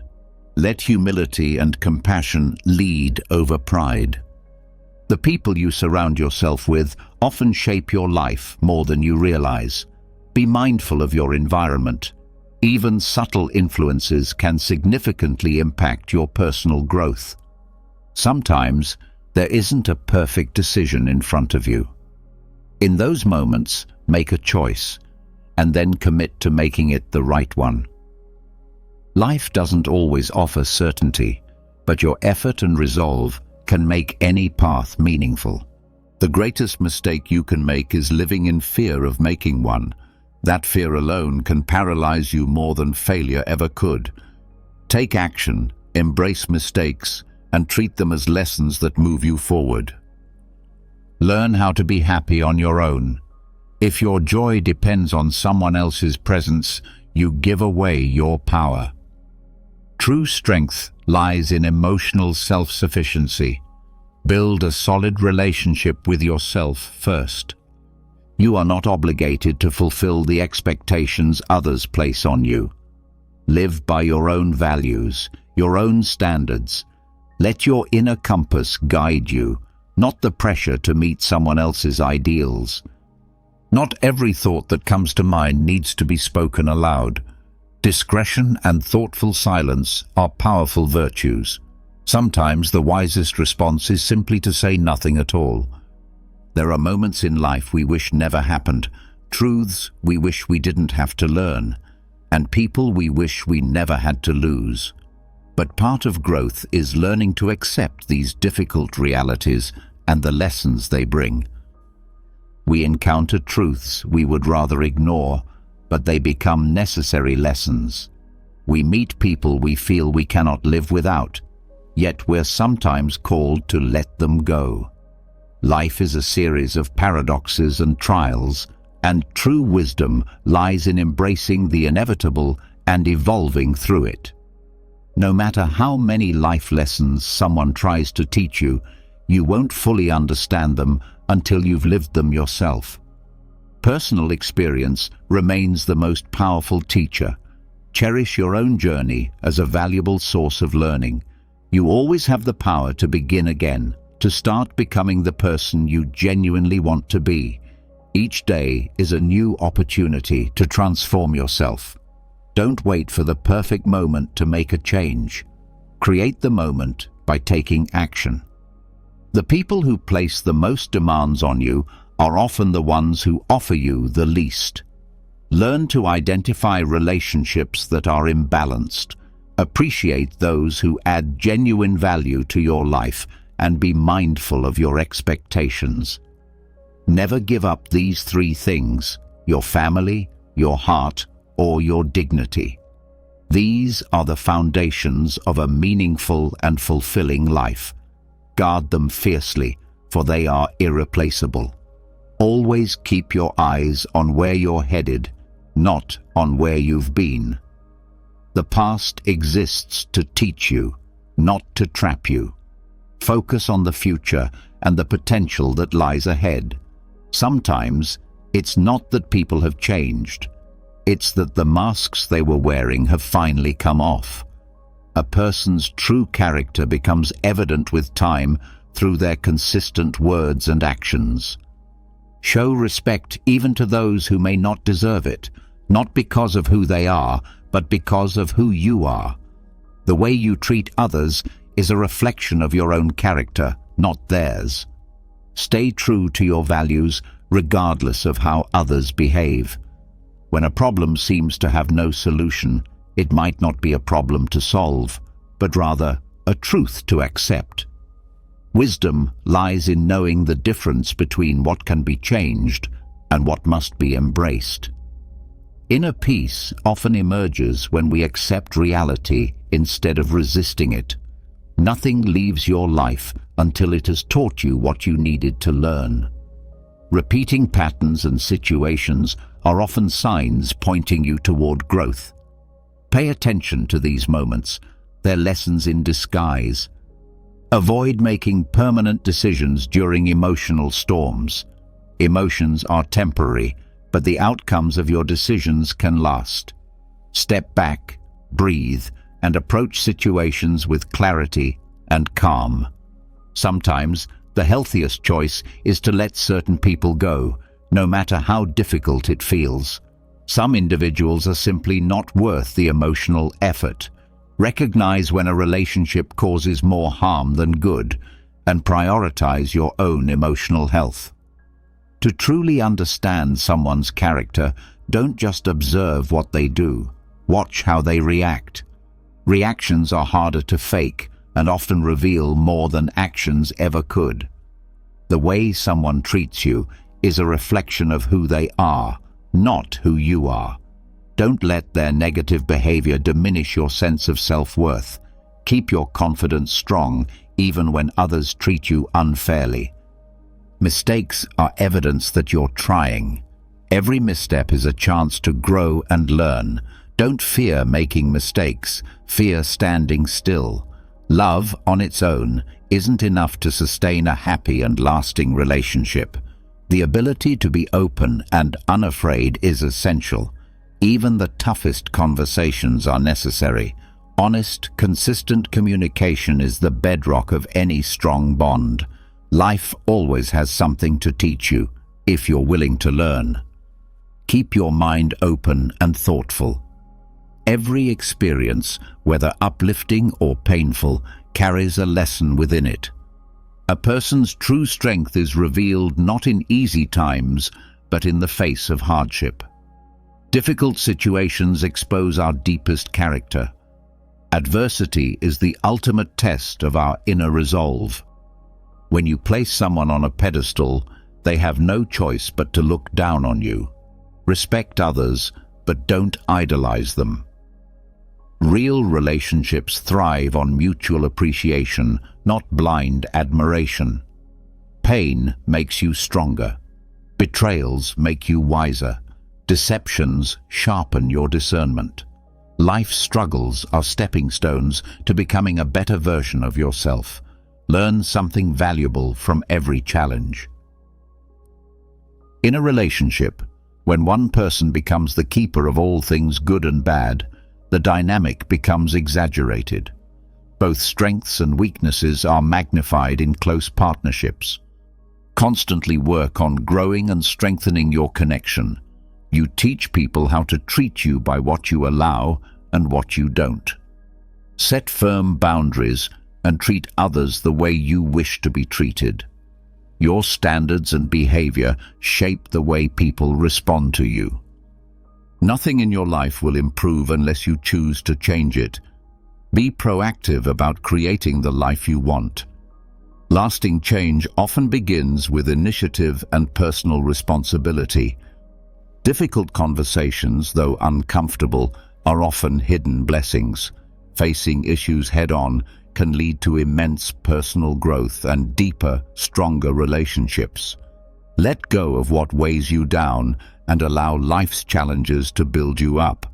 Even when it hurts, keep your head high and move forward. True strength is forged through perseverance. Sometimes, not getting what you thought you wanted turns out to be the best thing for you. Disappointment can be life's way of steering you in a better direction. Trust the unfolding journey and maintain an open heart. The more you accept and appreciate yourself, the less you depend on others for approval. Self-love is the cornerstone of emotional independence. Build a deep, authentic relationship with yourself, and your sense of fulfillment will come from within, not from outside sources. Being good at keeping others' secrets doesn't mean they'll return the favor. Loyalty isn't always mutual. Be discerning about what you share and with whom. Choose your confidants wisely. More often than not, the change we seek lies not in our environment, but within ourselves. Real transformation begins inside. Before trying to change your surroundings, look inward and ask how you can grow from the inside out. You can do everything right and still not succeed. That's not weakness, it's life. Even perfect effort doesn't guarantee the outcome you want. Focus on what you can control, your dedication, your mindset, your resilience. That's where your power lies. Inner peace begins the moment you decide not to let another person or situation control your emotions. Your ability to respond calmly is your greatest strength. Choose how you react with intention and serenity. The one who provokes your anger ultimately controls you. When you lose your temper, you give away your power. Master your anger, and you'll maintain control over your choices and behavior. There is no success without sacrifice. To achieve something great in life, you'll often have to give up comfort or ease. Consider what you're willing to let go of in order to reach your goals. Growth begins the moment you stop allowing fear to hold you back. Fear is often the biggest barrier between you and your potential. Confront it, and new paths will open before you. A man who truly wants something will find a way to make it happen. A man who doesn't will find an excuse. Determination separates those who succeed from those who stall. Focus on finding solutions, not reasons to stay stuck. No matter how hard you try, some people will never like you, and that's okay. You can't and shouldn't try to please everyone. Accept this truth and stay true to who you are. Sometimes you have to take bold risks. Even if it's scary or uncomfortable, you'll never know your true potential unless you try. Real growth happens when you stretch beyond what's familiar. People give advice from their own lens. Their opinions are shaped by their personal experiences and biases. Listen carefully, but always weigh their words against your own values and circumstances. The greatest danger isn't in dreaming too big and falling short. It's in dreaming too small and succeeding. Don't limit yourself. Set goals that challenge you and push you to grow. Be the person you hope to find in others. If you seek love, be loving. If you want honesty, be truthful. If you want respect, give it freely. Life tends to mirror back what we put out into the world. Your actions and energy echo back to you. When you offer kindness, compassion, and positivity, they return in kind. Speak with intention. Don't let hatred, jealousy, anger, or insecurity guide your words. Words spoken from a place of pain often inflict pain and bring regret. Communicate with calmness and thoughtfulness. Think before you speak, because your words hold the power to uplift or destroy. Choose them wisely. Speak with intention, understanding the influence your words can have on both others and yourself. You only have one body. It is yours for a lifetime. Though it's remarkably strong, it can only give back what you provide. Your health is your most precious asset. Prioritize habits that nourish it and invest in both your physical and mental wellness. When someone goes out of their way to convince you they're telling the truth, it's often a red flag. They're probably not. True honesty doesn't scream for attention. It speaks quietly through consistent actions. Focus more on how people behave over time, not just on what they claim. Never define your worth by how others perceive you. Your value is inherent and doesn't depend on external praise. Build your self-worth on your own principles and truths rather than on fleeting judgments. If there's something in your life that you dislike, change it. No transformation will occur unless you take responsibility. You are the one crafting your life, and each new day gives you the chance to shape the story you're living. Don't hand the pen to someone else. This is your narrative. Be the lead character in your journey, and don't let other people's fears determine your destination. Avoid doing anything that would require you to lie later. Living with integrity allows you to meet your own reflection without shame. Tearing others down doesn't lift you up. True greatness is found in raising those around you. Your light shines brightest when it's used to guide and inspire others. Making yourself a priority isn't selfish. It's a vital act of self-love. You can't pour into others from an empty vessel. Fill yourself first with care, compassion, and positive energy. Light may travel faster than sound, which is why some people seem impressive until they speak. Sharpen both your mind and your wisdom. Real intelligence becomes visible through what you do, not just what you say. At times, you must loosen your grip and allow life to unfold naturally. Even your trials carry lessons and growth. Life itself is full of risks, but the most dangerous choice is doing nothing at all. Every risk is a doorway to growth. Be bold enough to live, to love, and to chase what sets your soul on fire. The only person you're guaranteed to be with for the rest of your life is yourself. Start loving that person. Self-love is the soil from which all healthy relationships grow and the foundation for a truly fulfilled life. Overthinking can be your worst enemy. It distorts truth and complicates clarity. Learn to stay rooted in the present and focus on solutions. Inner peace begins when you stop needing all the answers and start accepting life's questions. Don't stress over whispers behind your back. They reveal more about the speaker than they do about you. Keep growing, live by your principles, and reclaim your peace. It's too valuable to let someone else control it. Pain is often the teacher of our most necessary lessons. It wakes us up, reshapes us, and prepares us for a wiser, more grounded future. Find happiness within yourself without needing validation from outside. Build a life that excites you and let joy grow from the inside out. Confidence doesn't always come from feeling ready. Sometimes it comes from acting as if you are. How you carry yourself shapes your outcomes. Change is inevitable. Don't fight it. Flow with it, but never compromise your values. Let change refine you, not erase you. Just because life could have been different doesn't mean it would have been better. Appreciate the path that has brought you here and use it to create a meaningful tomorrow. Life doesn't become easier. We become stronger. Every challenge builds our resilience. Celebrate that strength and acknowledge how far you've come. It's not your mistakes that define who you are, but how you handle them. Your response to failure reveals your character and your resolve. People will disappoint you. It's part of life.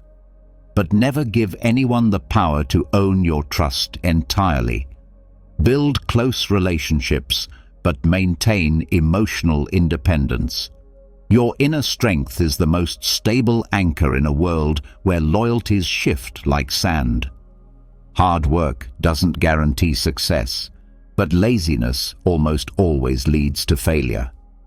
Talent alone isn't enough. Perseverance breaks doors open. Be relentless in your effort, yet adaptable in your approach. You will never find true happiness if you constantly seek approval from others. Your worth isn't in the applause you receive, but in the peace you feel when you live with authenticity. Embrace self-acceptance, and success in all forms will follow. The moment you relax your grip and stop trying to control everything, fear and anxiety begin to lose their hold. Calmness is your most powerful shield. Strive not for perfection, but for progress. Perfection often stalls movement, while progress builds momentum. Honor every little step forward. It's in that steady motion that transformation occurs. Your worth is absolute. Never shrink for anyone or anything that undermines your value. You are a work of art in motion. Surround yourself with those who uplift and respect your uniqueness. Be mindful of what you allow. You're teaching others how to treat you. Your boundaries reflect how much you value yourself. You may never feel completely sure about a decision, but take one anyway. It's better to act and adjust than to remain paralyzed by indecision. Inaction is a cage. Movement, no matter how flawed, brings freedom. Have the courage to make choices and the humility to correct them as you go. Learn to say no without apology. Protect your time, your focus, and your energy. Every yes you give means a no to something else. Let your priorities reflect your deepest values. Your well-being should never be sacrificed for someone else's expectations. The chase for happiness will leave you drained until you realize that happiness is not a place, but a way of moving through life. Joy is found in the process, in the ordinary, in each fleeting moment. When you begin to cherish those, happiness meets you there. Maybe you're not healing because you're trying to go back to the version of yourself that was hurt. But that person no longer exists. A new version is ready to emerge. Growth requires shedding the past. Let that evolution happen and give life to your truest self. There will always be people who fail to see your worth. But don't let that blind you to your own light. What you believe about yourself matters more than what others perceive. Build a strong, grounded self-image and keep shining, even when unnoticed. You can't grow if you always think you're right. Humility is the doorway to understanding. Accept the possibility of being wrong, and you'll gain wisdom from every moment. Life owes you nothing. Work for what you want. Entitlement is a trap, while initiative sets you free. Take ownership of your life, and you'll uncover strengths you didn't know were yours. There will be moments you wish never happened, things you didn't want to learn, and people you didn't want to lose. But these are the seasons of growth. Life is a continuous lesson in surrender and transformation. Accept the flow of change, and you'll become stronger through it. What you want requires dedication and daily discipline. Dreams don't come true through luck or magic. They're realized through effort and consistency. Make your aspirations part of your routine, and soon the impossible becomes inevitable. Your entire life can change in an instant, so don't take what you have for granted. Be thankful for it and use it well. Gratitude turns the mundane into the miraculous. Live every day like the gift it is, filled with chances to grow and give. Beware of those who pretend to be loyal. The worst betrayals come wrapped in fake friendship. Cultivate real connections, ones rooted in honesty and openness, and you'll learn to distinguish truth from illusion. People's actions speak louder than anything they claim. Words may lie, but behavior always tells the truth. Watch how others behave to understand who they really are. Never judge your potential by your lowest moments. Your struggles don't define your limits, they shape your strength. Let your difficulties be steps toward a higher version of yourself. You are far more capable than your worst days suggest. Only delay what you're willing to abandon forever. Procrastination steals your future. If it matters, do it now, because tomorrow isn't guaranteed. Live boldly, with purpose and urgency, because each day is a once-in-a-lifetime opportunity to shape the legacy you wish to leave behind. The more difficult your life becomes, the quicker you will move toward your goals. Adversity isn't a setback. It's the fuel for your growth. Welcome challenges as bridges to your dreams, not as roadblocks. Excuses will never solve your problems. Own your decisions. The power to transform your life begins with accepting your role in its direction. Responsibility is the gateway to real change. Accept that you will make mistakes and choose to learn from them.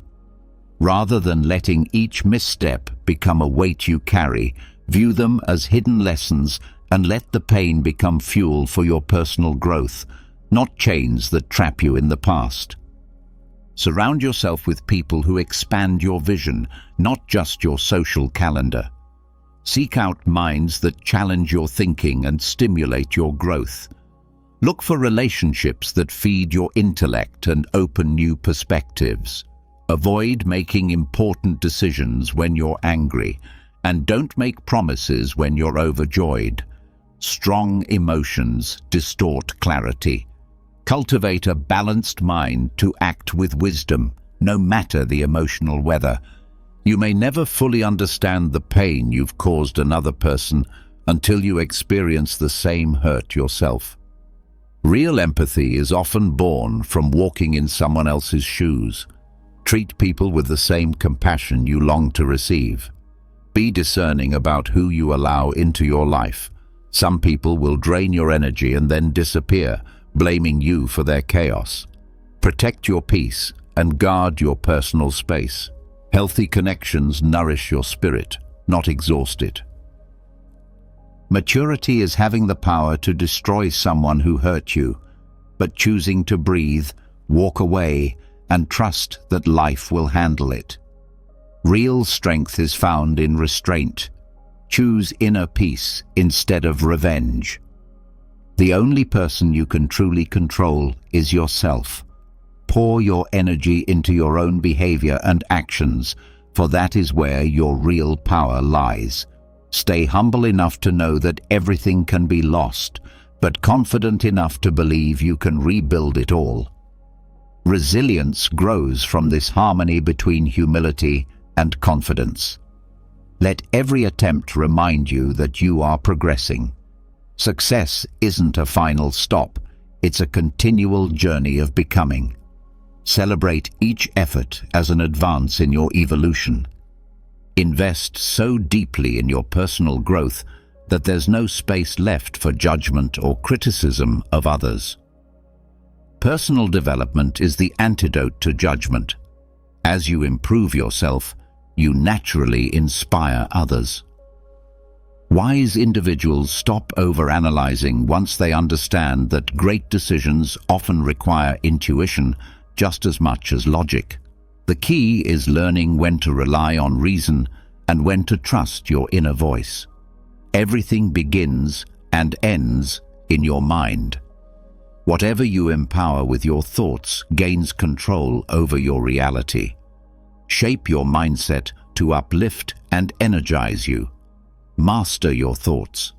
Mental discipline is essential to success in every area of life. Train your mind with the same dedication and consistency you would apply to physical fitness. Excuses are always readily available. They're easy to find. But discovering a way forward requires courage. Courage isn't the absence of fear, it's acting despite it. Choose boldness over comfort. Be wise enough to understand that life doesn't pause for your healing. Growth often happens outside the boundaries of comfort. Move forward even when you don't feel completely ready. Don't let love become the reason you accept mistreatment. Self-love is the foundation of every healthy relationship. Set firm boundaries and protect your dignity. Real love lifts you up. It doesn't tear you down. Every time you lie, you create future problems for yourself. Honesty simplifies life. Live with integrity and you'll sidestep countless complications. The truth may hurt, but it always brings freedom. Do what is right now. The present is your only guaranteed moment. Let your actions reflect integrity.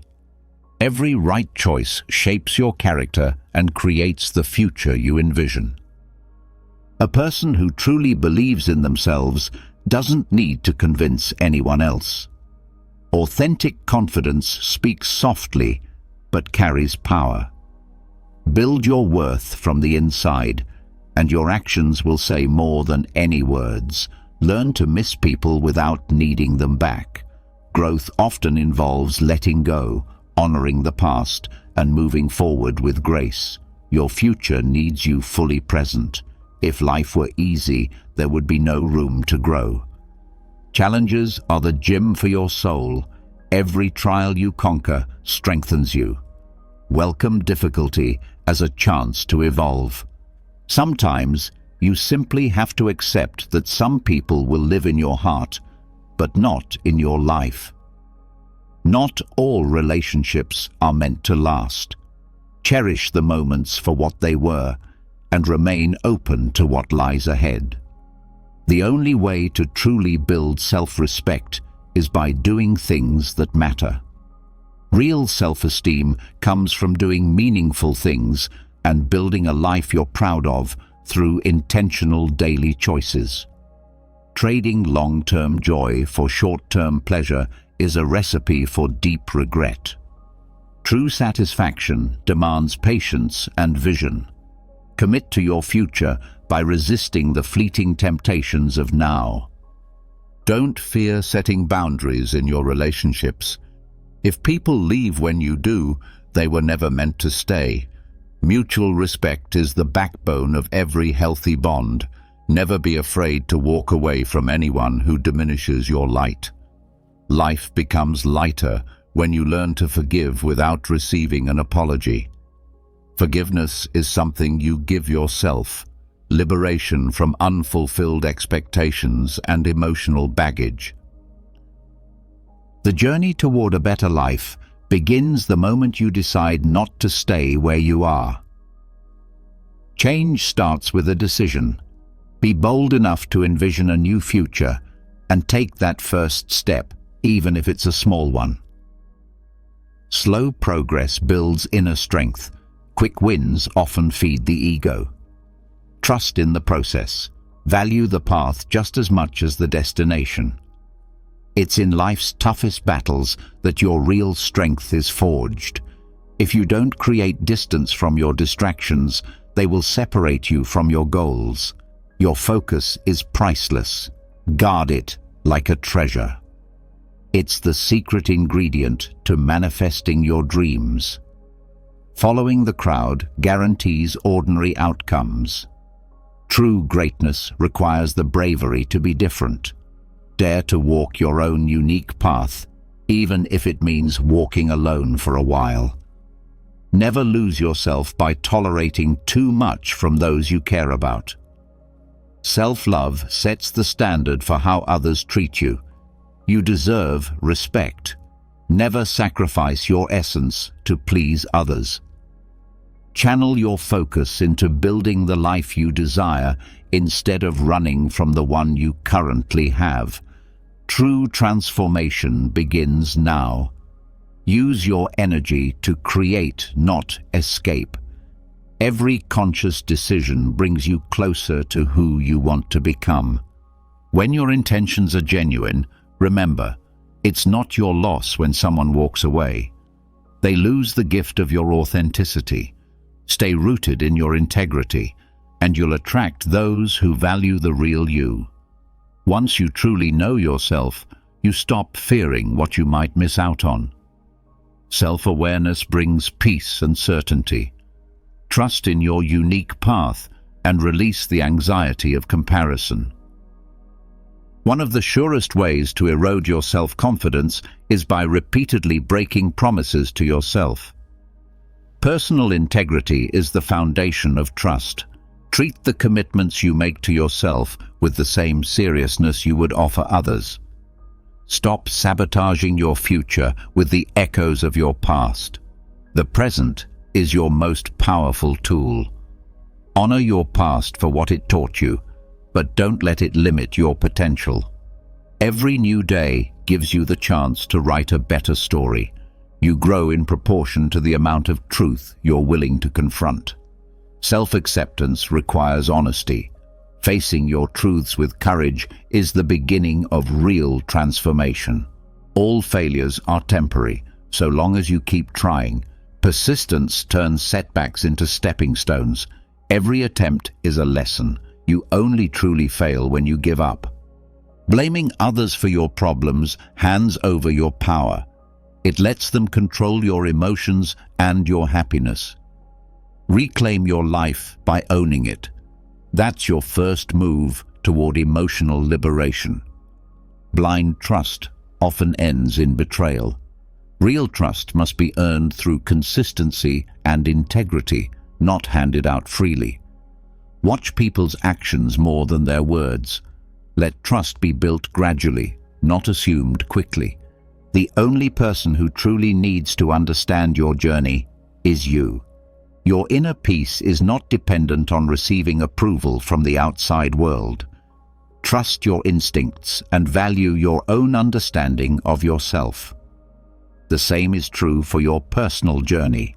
Life improves when you stop assuming that you will always have more time ahead. Urgency creates purpose. Live each day as though it were a unique opportunity. Do not delay your dreams or put off acts of love. Take proactive steps every day. Every day should be a step forward, no matter how small. Constant, steady progress leads to significant changes in the long run. Take control of your life and create opportunities rather than waiting for them to come to you. Apologizing first shows bravery. Forgiving first shows strength, and forgetting first shows happiness.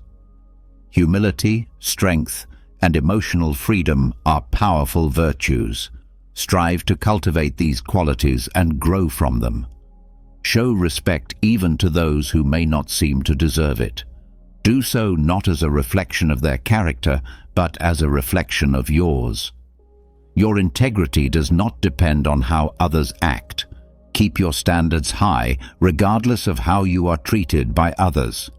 Do what you make winning not be about everything, but rather about being satisfied with giving your best. Set your own standards because true success is personal and internal. Compete with yourself, not with others. Finding your why is the foundation of your goals. It gives meaning to your actions and drives your ambitions. A clear, deep sense of purpose lights the way during difficult times and makes sense of your efforts. Taking responsibility for all your problems does more to reduce suffering than to increase it. Empowerment is born from taking responsibility. By accepting your role in your circumstances, you gain the power to change them. Know who you are and what you want.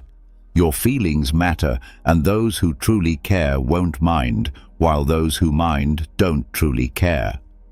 Authenticity attracts genuine relationships. Do not apologize for being yourself. Your true self is your greatest strength. When you speak, you are merely repeating what you already know. But when you listen, you open yourself up to new learning. Wisdom often resides in silence and observation, so cultivate the art of listening. Everyone has something valuable to teach you. Never go out with someone you wouldn't be good friends with. Friendship is the foundation of lasting relationships. Seek a connection that goes beyond superficial attraction. Compatibility and mutual respect are essential.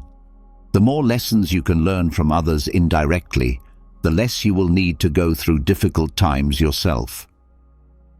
Wisdom can be gained without personal pain.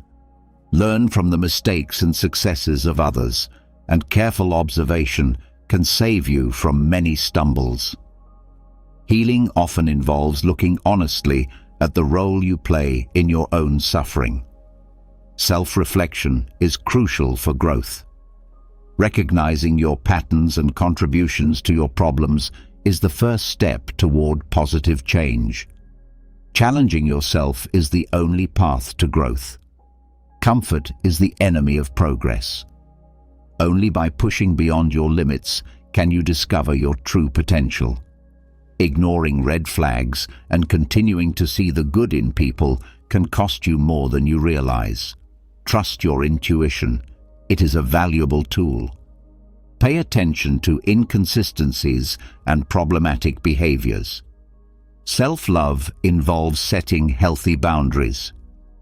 Inner peace means being able to stay calm in a storm. True serenity comes from internal peace, not from the absence of chaos. Cultivate peace that is immune to external circumstances. Anchor yourself during life's storms. Avoid people who use their pain as an excuse to hurt you. Suffering does not justify harming others. Surround yourself with those who, despite their struggles, choose compassion and mutual growth. Don't share too much of yourself with others. Most people don't care, and some might secretly want you to fail. Protect your energy and your dreams. Share your most precious goals only with those who deserve to nurture them in a supportive environment. Reacting impulsively causes you to lose power. Cultivate the ability to pause between stimulus and response. That pause is where your freedom lies, and within it, you have the power of choice. Perfectionism is a disease. Procrastination is a disease, but action is the cure.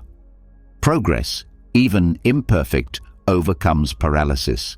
Small, steady steps of consistent action are the antidote to stagnation. Go where you are appreciated, not just tolerated. Your presence is valuable. Seek environments that nurture your growth, for you will thrive where you feel valued. Don't settle for less than you deserve. First, fix your body before addressing anything else. A weak body reflects a broken mind, a lack of willpower, and poor life choices. Physical health is the foundation of overall well-being. Taking care of your body enhances your strength and mental clarity. Some disconnections will bless your life. Not every relationship is meant to last, and sometimes letting go is part of growing. Releasing certain connections opens the door for better opportunities. True success does not come from seeking validation from others. It comes from demonstrating what you are capable of and achieving your goals despite the challenges you face. Your worth does not need external approval. Pursue your dreams with determination. Your personal success is the best form of validation. When you encounter someone smarter than you, work with them. Don't be intimidated. Greatness attracts greatness. Surround yourself with brilliant minds. Their light does not dim yours, but instead helps illuminate your own potential. Never expect to receive what others cannot give you. Give without expecting anything in return, but with healthy limits. Your generosity is your strength. Do not let your mental state become your weakness. You have the power to determine your life's experience. Prioritize your mental health just as you would your physical health. Exercise your mind with new challenges and positive self-talk. Cultivate thoughts that elevate your perspective. Your view of the world shapes your experience. Life is difficult because we don't always appreciate the things that come easily. Gratitude transforms the ordinary into the extraordinary. Recognize the value in your everyday blessings. True wealth lies in appreciating what you already have. Loneliness should never drive you to make decisions you'll regret. The wrong company can leave you lonelier than being alone. Cultivate inner peace. Wise decisions come from emotional self-sufficiency. Once you're on the right track in life, you stop getting offended or angry all the time because you have much more meaningful things to focus on. With clear purpose, you can filter out distractions and focus on your growth. Negativity loses its power when you are committed to your vision. Your growth depends on your willingness to keep learning, even when the process feels tedious. Mastery requires persistence, so embrace the journey, not just the exciting moments. Consistency in the mundane forges excellence. Keep your personal life private. Even when you have a lot to share, discretion is a form of self-care. Protect your inner peace. Not every experience needs to be shared or validated externally. Find a relationship where being yourself makes the other person happy. Authenticity attracts genuine connections. Don't change your essence. Someone who is right for you will celebrate who you truly are. One of the most dangerous things you can do is compare your life to someone else's. Life is not a race, but your personal journey. Each path is unique. Celebrate your progress. The only valid comparison is with who you were yesterday. Failure is not the end. It is simply a detour on the road to success. Resilience is key to triumph. Every fall is a lesson. Get up, learn, and continue with renewed determination. Just because you cannot see the purpose behind a difficult time does not mean it lacks purpose. Perspective comes with time. Trust the process of your life. The greatest growth often comes from the darkest moments. When you believe, your mind will find a way. Belief is the catalyst for action. In these times, your belief becomes the key that sparks action. Cultivating this belief is the first step in transforming your dreams into reality. Remember, your thoughts are the initial catalyst that sets everything in motion. Patience, however, is your ultimate competitive advantage. Success in life is not about quick wins. It's about playing the long game and being persistent. The sweetest fruits often take longer to ripen, and in the same way, long-term vision and consistent effort are crucial to achieving sustainable success. Your future is calling, and so is your past. Don't let yourself live solely for the future. Learn from your past, but don't become trapped in it. Your potential lies in the present moment, in the opportunities you are actively creating. Being true to yourself can sometimes lead to loneliness, but this solitude is worth it. Authenticity attracts real relationships and fosters a sense of inner peace. Others may try to bring you down due to their own jealousy, and while this is normal, stay focused on your goals. The opinions of others do not define your worth. Success will always attract criticism, and instead of letting it discourage you, let it fuel your determination to keep moving forward. Change may feel daunting, but stagnation is far worse. Embrace change as an opportunity for growth. Each new challenge is a door to a better version of yourself. The process of evolving may hurt, but true love in its purest form transcends occasional pain. Meaningful relationships require vulnerability. Choose carefully who you trust, as not everyone will handle your vulnerability with care. A day without challenges signals that you're on the wrong path. Challenges are the signs of progress. Obstacles are the markers that show you're expanding your limits. The real magic lies in the work you avoid. Confront your unresolved tasks, as this is where the potential for your dreams lies. What you fear the most is often what you need to do the most. Discipline yourself to stay true to your promises and be your own strongest ally.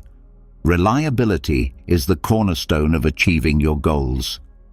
Life is defined by opportunities, including the ones that come through loss. Learn from your past, but focus on the new possibilities that await you. Build discretion in silence, especially when your dreams are in their most vulnerable stages. Pain teaches us valuable lessons, And sometimes those lessons need to be learned multiple times for them to truly sink in. Stay calm in stressful situations. Recognize your emotions, but don't let them control you.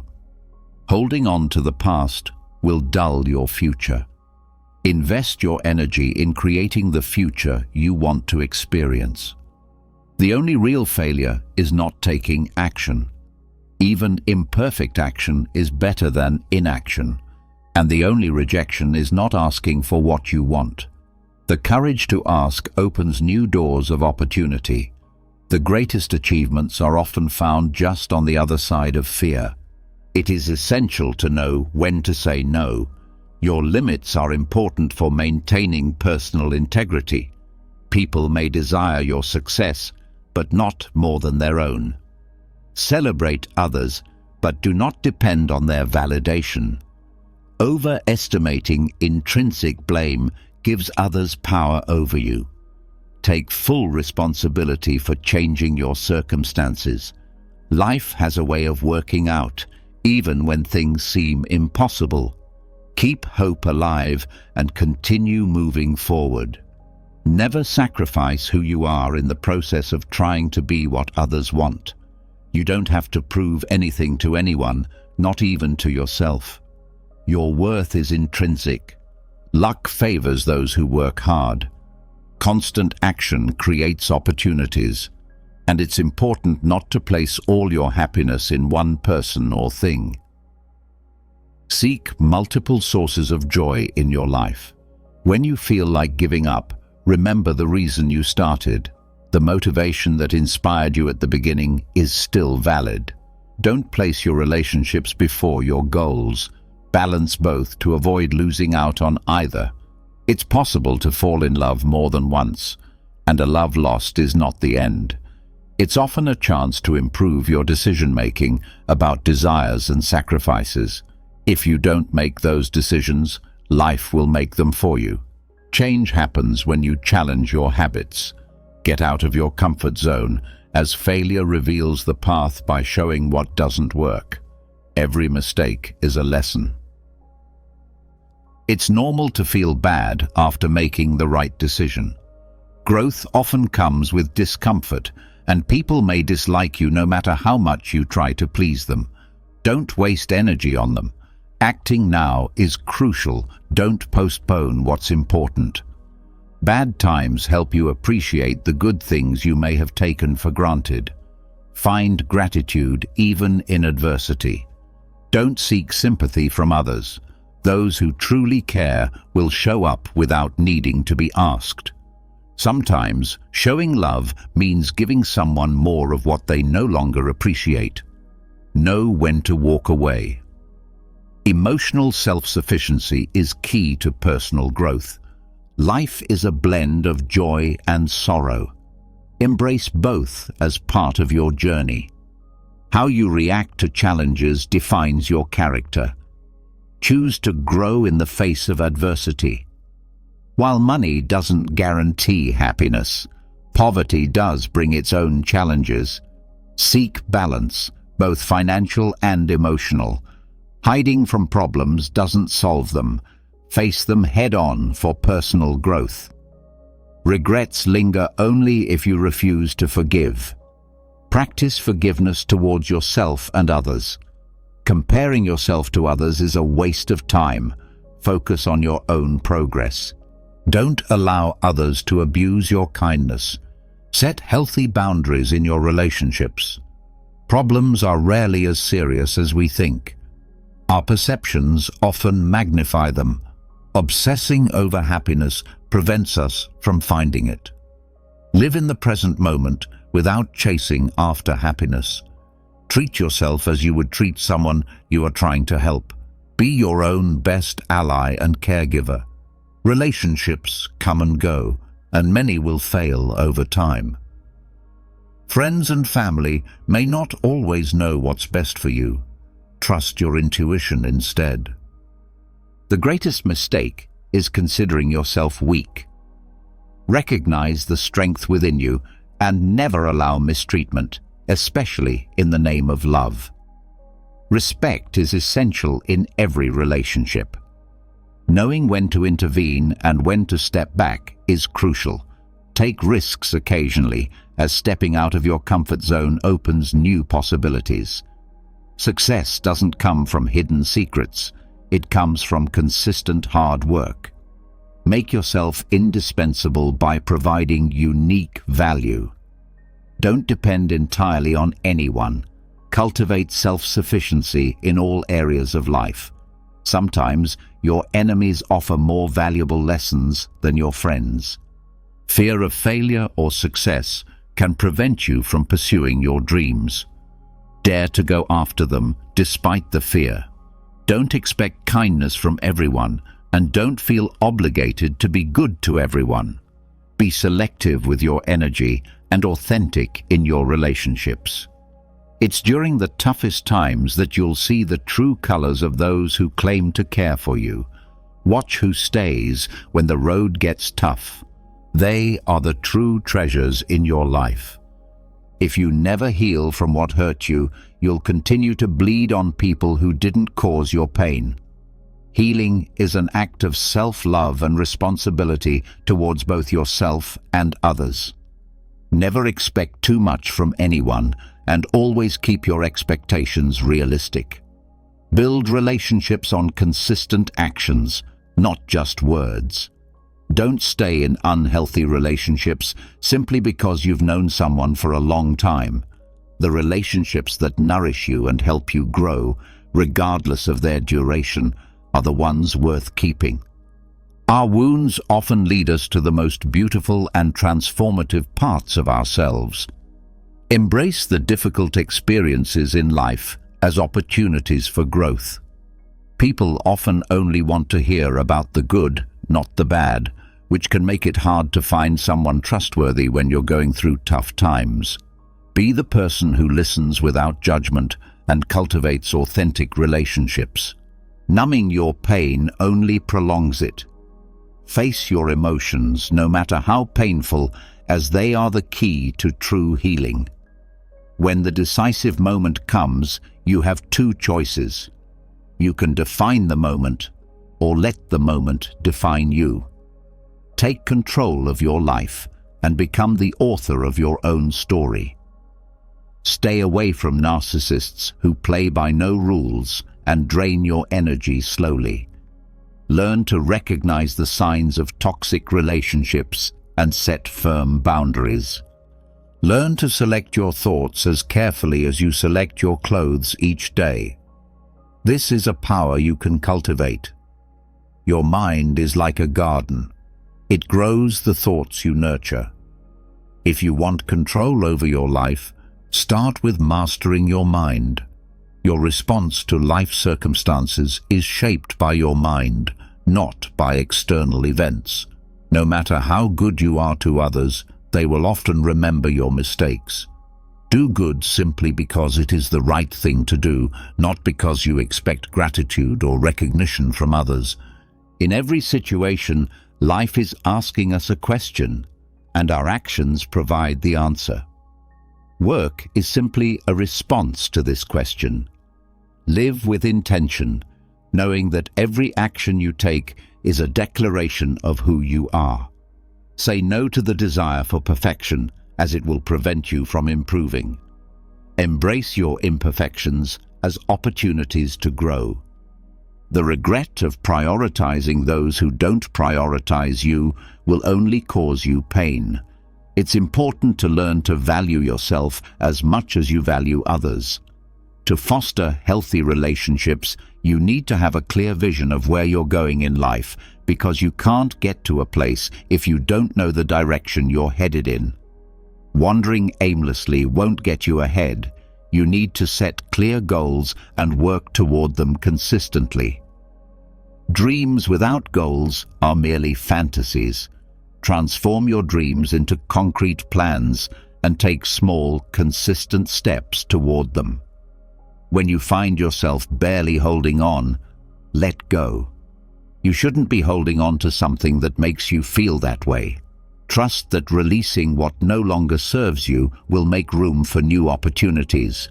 The reality is that bad things don't impact us as deeply as we expect, just as good things don't affect us as profoundly. We adapt quickly to both. Live in the present and cultivate gratitude for every moment. Never overlook the disdain of others. When someone looks down on you or treats you with contempt, it can be painful. Recognize your worth and surround yourself with people who respect and value you. Even a life filled with happiness will have some shadows, and without a touch of sadness, the concept of happiness would lose its meaning. Embrace both joy and pain, as they are woven together to form the rich fabric of human experience. You cannot be happy with others if you're not at peace with yourself. Self-love is the bedrock on which strong, lasting relationships are built. Don't be afraid of life. Trust that life is worth living, and your belief in its worth will help you create that reality. Your attitude and perspective possess the power to shape your experience. Holding on to grudges won't hurt the people you resent. It will only hurt you. Forgiveness isn't for their benefit, but for your own peace of mind and emotional well-being. The only thing that can make achieving your dreams impossible is the fear of failure. Dare to pursue your goals, because true failure is never trying at all. You won't truly appreciate a moment until it's a memory. Live fully in the present and value every moment as it happens. Suffering is no longer suffering once we clearly understand it. Understanding your emotions is the first step in managing them effectively. People's actions tell you more about them than their words. Pay attention to what they do, not just what they say, for that is where their true character lies. True growth happens when you start examining and correcting yourself rather than blaming others. Self-awareness and taking personal responsibility are crucial for your development. You regain control over your life when you take responsibility for it. The decisions and actions you make will shape your future. If you're unsure of someone's motivations, observe the consequences of their actions, and from there, you can infer their intentions. Often, the results reveal the truth more clearly than any words could. The greatest risk is not taking risks at all, especially in a world that is constantly changing. The one surefire way to fail is to avoid taking risks. Growth and success often come from stepping out of your comfort zone. Tomorrow never arrives because it's always today. Live in the present and take action now. The future is built from the actions you take today. Throughout this journey of exploring Stoic teachings, we've learned that Stoicism is much more than a collection of phrases. It's a powerful guide for navigating life with strength and wisdom. Remember, Stoicism isn't just for times of crisis, it's for every day. I encourage you to take these lessons with you, apply them in your life, and see how they can transform your world in ways you never imagined. If this journey through Stoicism has inspired you, don't forget to subscribe to the channel and turn on notifications. This helps YouTube understand that this content resonates with people like you, so we can keep creating more similar videos in the future. If you've made it to the end of this video, it shows your commitment to learning and personal growth. The fact that you've reached the end proves your dedication to absorbing knowledge and applying it to your life. Keep seeking wisdom and strive to be the best version of yourself. Remember, learning is a continuous journey that brings its own rewards. The fact that you've made it this far is a reflection of your persistence and desire for improvement. Keep moving forward on this journey of growth. We all desire to be attractive, but what if I told you that you could become deeply magnetic without even saying a single word? Yes, that's right. Let's explore how you can develop habits that make you socially appealing in complete silence. Not only that, but we're going to do it through the lens of Stoic philosophy. So, if you're ready to understand how to radiate calm, presence, and power, all while embracing true attractiveness, then stay with me. Stoicism is an ancient philosophy rooted in the idea of living in harmony with nature and fully accepting the things we cannot change. It's a path of inner strength, discipline, and wisdom, and these principles can be incredibly effective when it comes to attraction. Because let's be honest, being attractive isn't just about physical appearance. It's about how you behave, how you carry yourself, and how you feel within.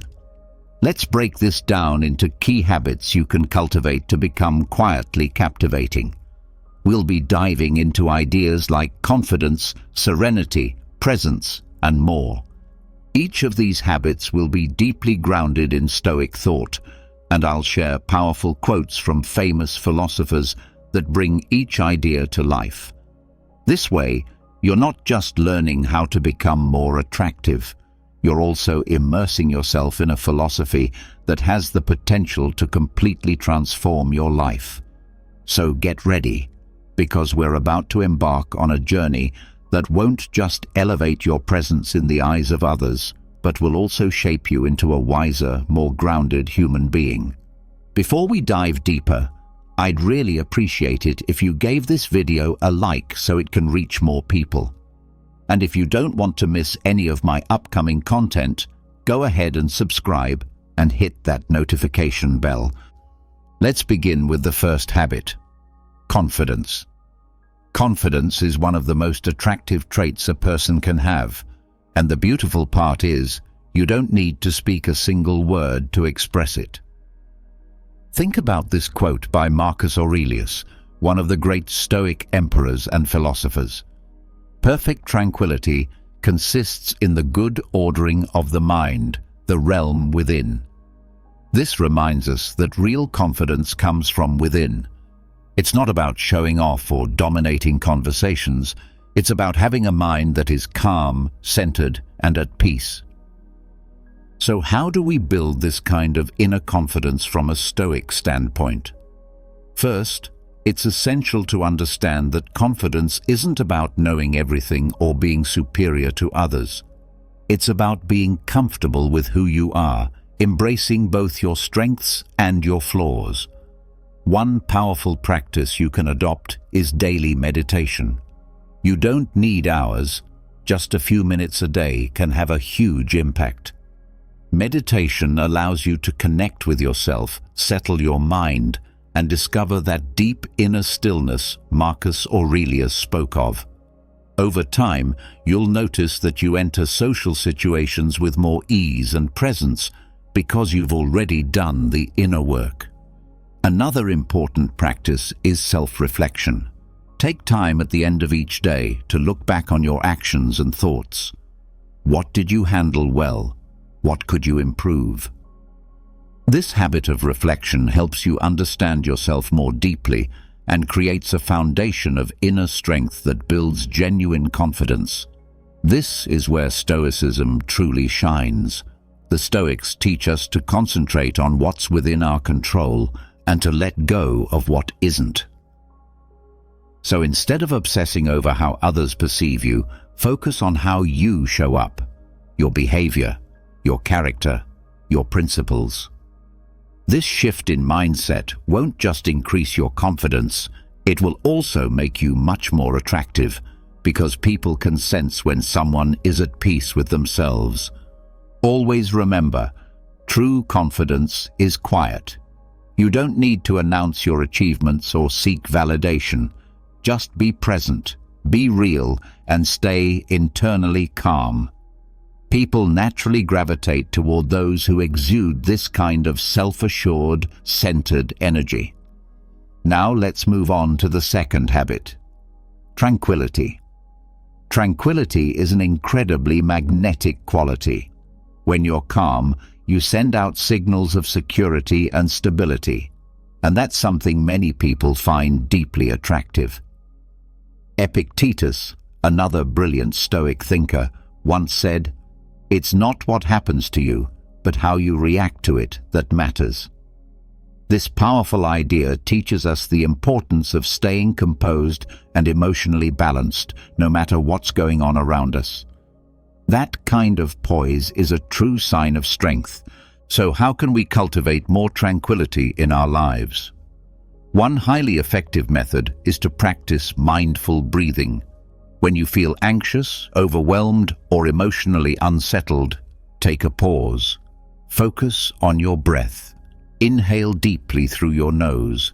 Let your lungs fill with air, then slowly exhale through your mouth. Repeat this a few times until you feel your mind begin to settle. This simple act of breathwork can instantly bring you back into a state of presence and peace. Another essential practice is learning to accept what you cannot control. Stoicism reminds us that many events in life, like the weather, traffic, or other people's opinions, are outside our influence. So instead of wasting energy getting frustrated, choose acceptance. Ask yourself, is this within my control? If the answer is no, then let it go.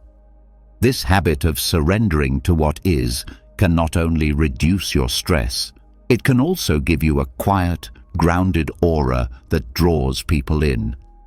Your sense of tranquility also shows up in your body language. Standing tall with relaxed shoulders, steady eye contact, and slow, purposeful movements sends a message of calm and self-possession. Even without words, your demeanor can tell the world, I am at peace, I am centered. And that's what makes you so attractive in silence. You're not chasing approval, you're not trying to impress. You are simply grounded in who you are.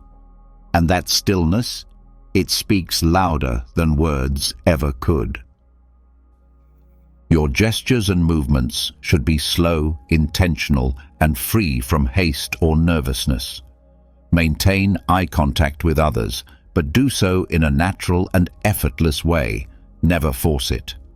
All these subtle cues send a powerful message that you are at ease with yourself and with your surroundings. Calmness is not just a state of mind, it's a visible expression of inner control. When someone displays serenity, it signals that they are not only in command of their emotions, but also able to influence the environment around them. People are naturally drawn to those who can remain composed amidst turmoil because they radiate safety and confidence.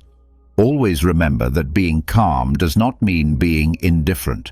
It means maintaining a peaceful presence and exercising mastery over your emotional state. This quiet composure speaks volumes about your character without a single word. Let's now move to the third habit: presence. Presence is one of those intangible qualities that can be hard to describe but unmistakable when witnessed. It's the ability to be fully engaged in the current moment, to be truly involved with the people and situations right in front of you. The Stoic philosopher Seneca once remarked, "To be everywhere is to be nowhere." This profound statement highlights how dividing your focus among too many things ultimately means you're not giving your full attention to anything. Presence is the art of giving your undivided awareness to the here and now. To nurture this presence, begin by practicing active listening. When someone speaks to you, truly listen. Don't mentally rehearse your response or allow your eyes to wander toward your phone. Simply listen, and do it sincerely. This alone will make you appear more thoughtful and attentive, while also allowing for deeper human connection.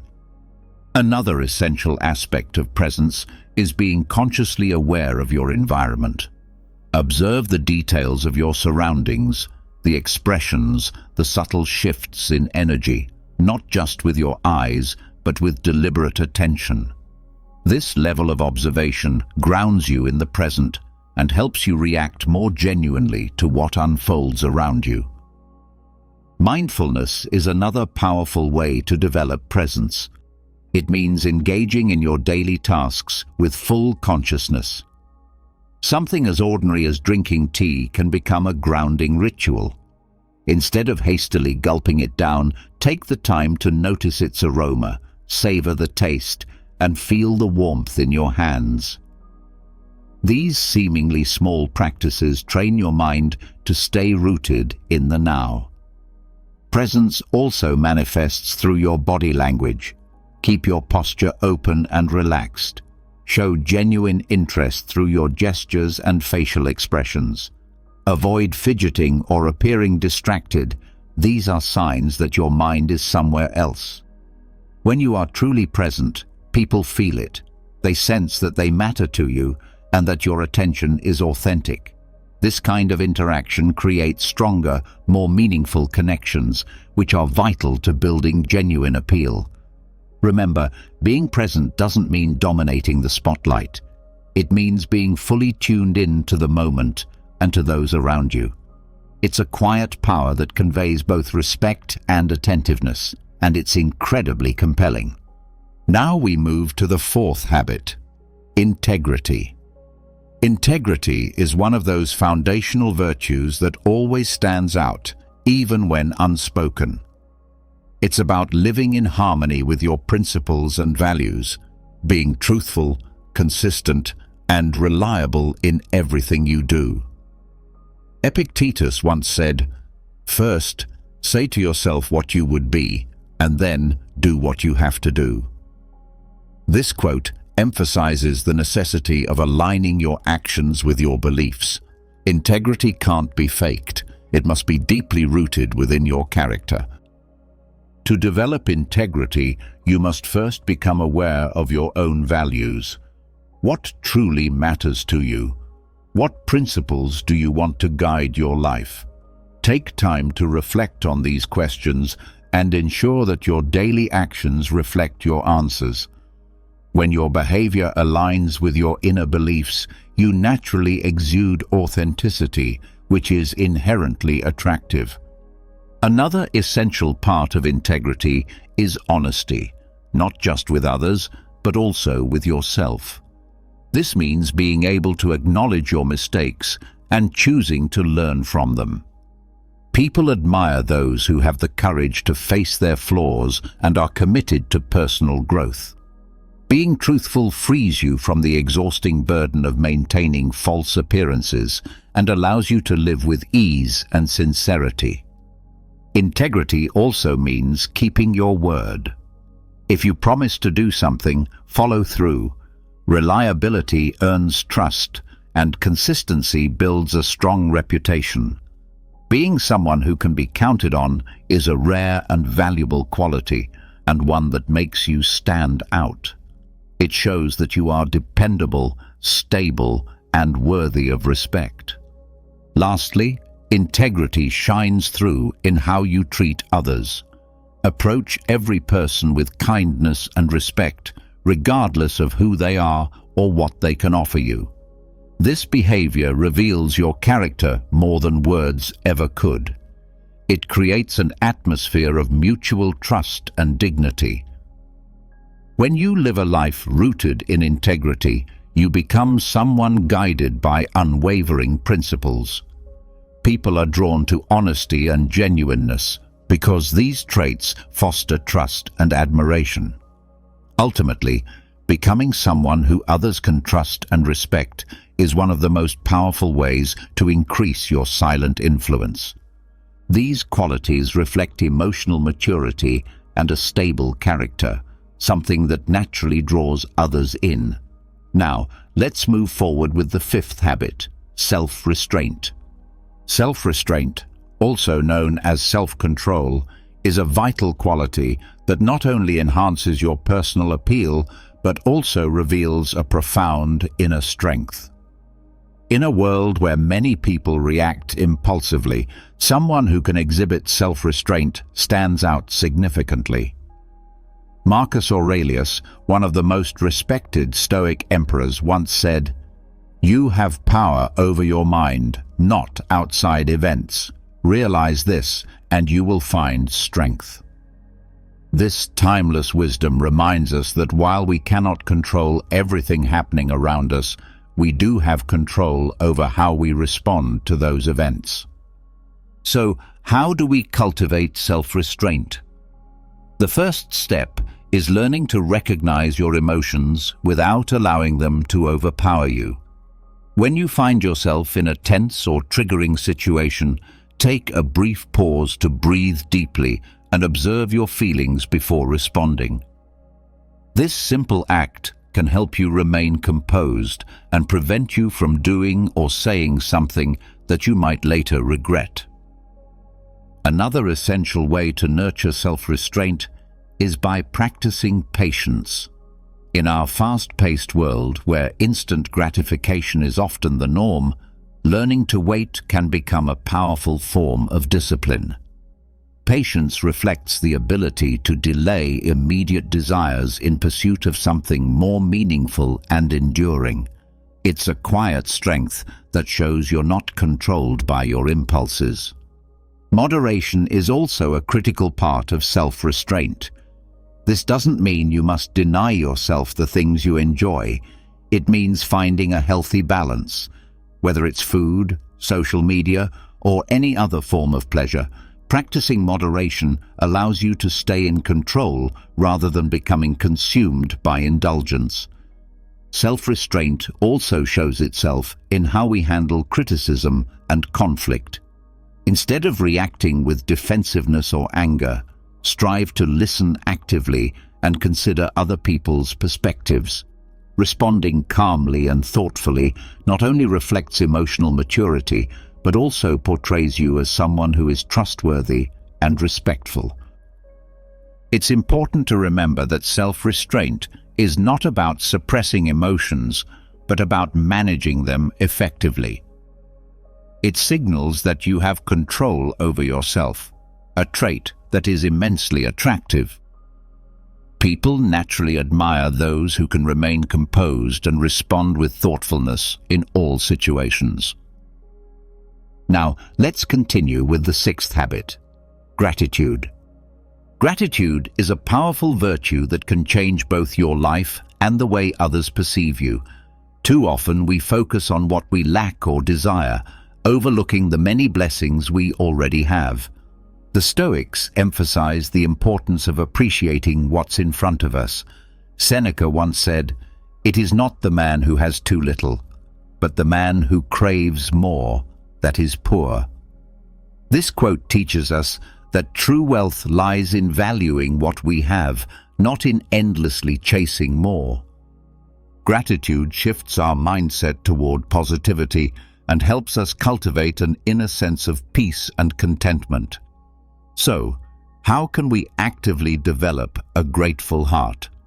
One effective method is to keep a gratitude journal. Set aside a few minutes each day to write down 3 things you are thankful for. These could be small moments, like the sun shining through your window, or significant blessings like the health of a loved one. This simple practice helps train your mind to notice and appreciate the good around you. Gratitude can also be expressed in everyday interactions. Be thankful for the people around you, from family and friends to strangers who assist you throughout the day. A sincere thank you may seem small, but it can leave a lasting impression and show others that you truly value their efforts and presence. Another meaningful way to practice gratitude is through daily reflection. Take a moment each day to think about the good things that happened. Even on hard days, seek out at least one positive detail. This consistent attitude of thankfulness makes you more positive and optimistic, traits that naturally attract others. When you embody gratitude, you radiate a kind of energy that draws people in. Those around you feel uplifted and appreciated, sensing your deep appreciation for life. Furthermore, a grateful attitude builds resilience by helping you focus on what's still good, even during tough times. Gratitude is more than just saying thank you. It's about living with a deep sense of appreciation and recognizing the value in both the big and small parts of life. It not only brings more joy and satisfaction to your life, but it also makes you more appealing and pleasant to be around. Now, let's move on to the seventh habit, humility. Humility is a virtue that is often misunderstood, yet it holds incredible power. Being humble doesn't mean thinking less of yourself. It means thinking of yourself less and being more mindful of others. Epictetus once said, "It is impossible for a man to learn what he thinks he already knows." This quote reminds us that humility is essential for personal growth and continuous learning. True humility involves acknowledging that we don't have all the answers and that there is always something new to understand. It's the openness to learn, the willingness to listen, and the courage to admit when we're wrong. These qualities don't make you weak, they make you wise. Humility creates space for growth, connection, and meaningful relationships. In a world where ego often dominates, a humble person stands out, not through loudness or showiness, but through quiet strength and grounded confidence. It's not about downplaying your worth, but about lifting others up while staying rooted in who you truly are. True wisdom is not about thinking less of ourselves, but rather thinking less about ourselves and more about others. As Epictetus, the great Stoic philosopher, said, "It is impossible for a man to learn what he thinks he already knows." This powerful quote emphasizes that humility is a crucial part of growth. It involves acknowledging that there is always something to learn, and it is an acceptance that we do not hold all the answers. This mindset opens the door to continuous learning, personal development, and the deepening of wisdom. So, how do we cultivate humility? First, we must embrace the fact that we don't know everything. This is often one of the hardest lessons to learn, especially in a world that pressures us to appear knowledgeable or expert in everything. But recognizing and admitting our limitations does not make us weak. Rather, it makes us more approachable and open to learning. It also invites new opportunities for personal growth. Another way to nurture humility is by listening more than we speak. Giving others the opportunity to share their experiences and insights without interrupting or imposing our own perspectives is a powerful practice. True listening comes with the intention to understand, not merely to respond. This kind of deep listening demonstrates respect and consideration for others, which is an essential aspect of humility. Humility also manifests in how we treat others, regardless of their status or position. Every person we encounter has a unique story and valuable experiences to offer. When we treat everyone with equal respect and dignity, it shows that we appreciate people for who they are, not for what they can do for us. This attitude fosters a sense of equality and understanding, making it incredibly attractive because it conveys genuine appreciation for others. It is also important to learn from our mistakes. Nobody is perfect, and everyone makes mistakes, but how we respond to them makes all the difference. Instead of defending ourselves or making excuses, practicing humility means admitting when we are wrong and showing a willingness to learn and improve. This ability to be vulnerable and honest about our failures reflects great strength, not weakness. When we consistently practice humility, we become more approachable and authentic. People feel comfortable around us because they don't have to worry about impressing or competing with us. Humility creates a space of acceptance and understanding, which in turn makes us more relatable and trustworthy. It is essential to remember that humility is not a sign of weakness. On the contrary, it signifies true strength and self-assurance. Humility forms the foundation of a life rich in meaningful relationships and personal growth. Moving on, we come to patience, which is another virtue that, although often underestimated, has a profound effect on how we are perceived by others and how we navigate our daily lives. Seneca, a renowned Stoic philosopher, said, "Time reveals the truth." This timeless piece of wisdom reminds us that good things often take time, and the clarity and truth we seek are typically unveiled through patience and perseverance. Patience is the ability to wait calmly without frustration, accepting that things take time and remaining composed during that waiting period. To cultivate patience, the first step is to shift our perspective on time and expectations. We live in an era of instant gratification where everything seems to be at our fingertips. However, the most valuable things in life usually require time, effort, and careful consideration. Acknowledging this reality is the first step in developing patience. Another effective way to practice patience is through mindfulness and meditation. These practices help us remain present in the moment and resist the urge to rush ahead toward the future. When we feel impatience creeping in, taking a moment to breathe deeply and focus on the present can help center our minds. Regular meditation can train us to be more patient and less reactive to the stresses of life. Furthermore, we can practice patience in our daily lives by engaging in simple acts such as waiting in line without reaching for our phones, listening intently to someone without interrupting, or completing a task without rushing. These small acts of patience may seem insignificant, but over time they accumulate and strengthen our ability to remain patient in larger, more important situations. It is essential to remember that patience is not just about waiting, it is about how we wait. Maintaining a positive attitude and staying calm during moments of waiting demonstrates maturity, self-control, and inner strength. People are naturally attracted to those who can handle waiting with grace and calmness because it indicates confidence in the process and trust in the timing of life. When we embody patience, we project an image of someone who is balanced, confident, and in control of themselves.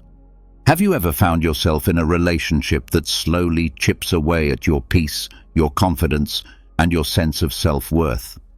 In today's video, we're going to uncover 9 unmistakable signs that it may be time to cut ties completely, even if that person is someone close to you, like a friend or a family member. Picture this. Is there someone in your life who consistently makes you feel guilty, judged, or as though your value depends solely on how much you please them? As Marcus Aurelius wisely said, "You have power over your mind, not outside events. Realize this, and you will find strength." Setting boundaries and creating distance isn't selfish. It's a vital act of self-respect and protection for your inner peace. This video is designed to help you not only identify these toxic patterns, but also to equip you with the tools and confidence to confront them without guilt and without second-guessing yourself. Make sure to stay with me until the very end, because I'll be revealing one of the most subtle yet widespread signs of a damaging relationship, one that many people overlook, and I'll share how you can liberate yourself from it for good. Before we dive in, if you find these insights valuable, please take a moment to like this video, subscribe to the channel, and turn on the notification bell so you won't miss any future content that empowers your spirit and transforms your relationships for the better. Now, let's begin this important journey of reclaiming your freedom, your dignity, and the peace of mind you truly deserve. First, avoid people who are unwilling to spend money. Have you ever encountered someone whose first comment to you always seems to revolve around not having enough money? At first, it's easy to feel sympathy, especially if you believe they're going through a tough time. But strangely, these individuals often enjoy a fairly comfortable lifestyle, taking trips, indulging in hobbies, and spending on their own pleasures. Yet, when it comes to you or any shared commitment, they suddenly claim financial limitations to avoid responsibility or avoid giving back.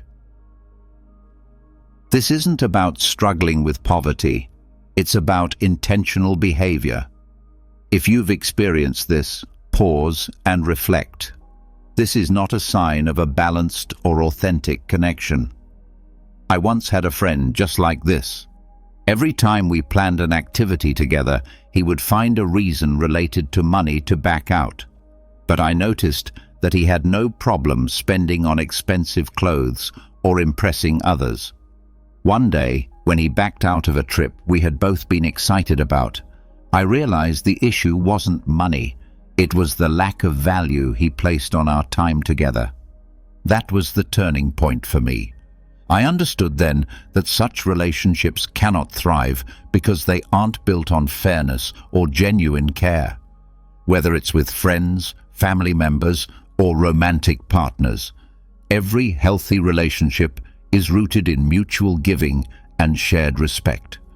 If you constantly find yourself giving while the other person continually takes, with no sign of effort to reciprocate, then you're carrying the weight of an unbalanced and emotionally draining connection. Always remember, fulfilling relationships are based on mutual respect, equality, and heartfelt care. If someone only sees you as a resource to be used rather than a person to be valued, don't hesitate to establish firm boundaries or even step away entirely. Your life deserves to be surrounded by connections that offer joy, empathy, and sincere appreciation. Second, avoid people who frequently argue and expect you to take sides. Have you ever felt trapped in a relationship where every conversation seems to spiral into conflict? That's exactly what it feels like to deal with someone who constantly seeks out arguments. These individuals don't just stir up unnecessary drama, they also pull you into it, forcing you to choose a side in their personal battles. They bring turbulence into every interaction, draining not just their own energy, but also yours. I once had a friend who outwardly appeared confident, but whenever a disagreement came up, even over something small, he'd immediately escalate it into a full-blown argument. One time, during a casual gathering with friends while we were discussing travel plans, a minor difference of opinion arose. He suddenly turned to me and demanded that I back him up in front of everyone. That experience changed our friendship forever. I realized then that anyone who thrives on conflict and pressures others to align with them makes it impossible to maintain a peaceful or balanced relationship. Constant arguing doesn't indicate strength or intelligence. It's often a symptom of emotional immaturity and insecurity. People who argue for the sake of control or validation sabotage not only their relationships, but also their own personal development. A truly wise person doesn't feel the need to win every disagreement. They prioritize peace, understanding, and resolution. If you find yourself caught in endless cycles of conflict or regularly dragged into disputes that aren't yours to fight, take a moment to reflect. Cultivating calmness in your life protects your relationships and shields your inner peace. In the end, the most valuable treasures in life are not found in drama or debate, but in peaceful connections and a quiet, steady mind. Third, avoid people who dismiss or minimize the worries of others. In the journey of life, each of us carries our own distinct set of burdens, no two alike. The worries we bear, the joys we experience, and the sorrows we endure cannot be compared on any universal scale. Yet one of the most disheartening experiences in life is when we open up about our struggles, only to be met with people who not only downplay our pain, but also amplify their own as if theirs are more significant. This kind of reaction isn't just inconsiderate. It undermines trust and slowly eats away at the very foundation of any relationship. I remember a time when I shared with a longtime friend how overwhelmed I felt trying to balance work while caring for my aging parents. Rather than offering a moment of empathy or even a listening ear, he brushed aside my concerns and quickly shifted the conversation to talk about how stressed he was at work, as if my reality was invisible. That moment didn't just leave me disappointed, it left a deep emotional bruise. It taught me something crucial.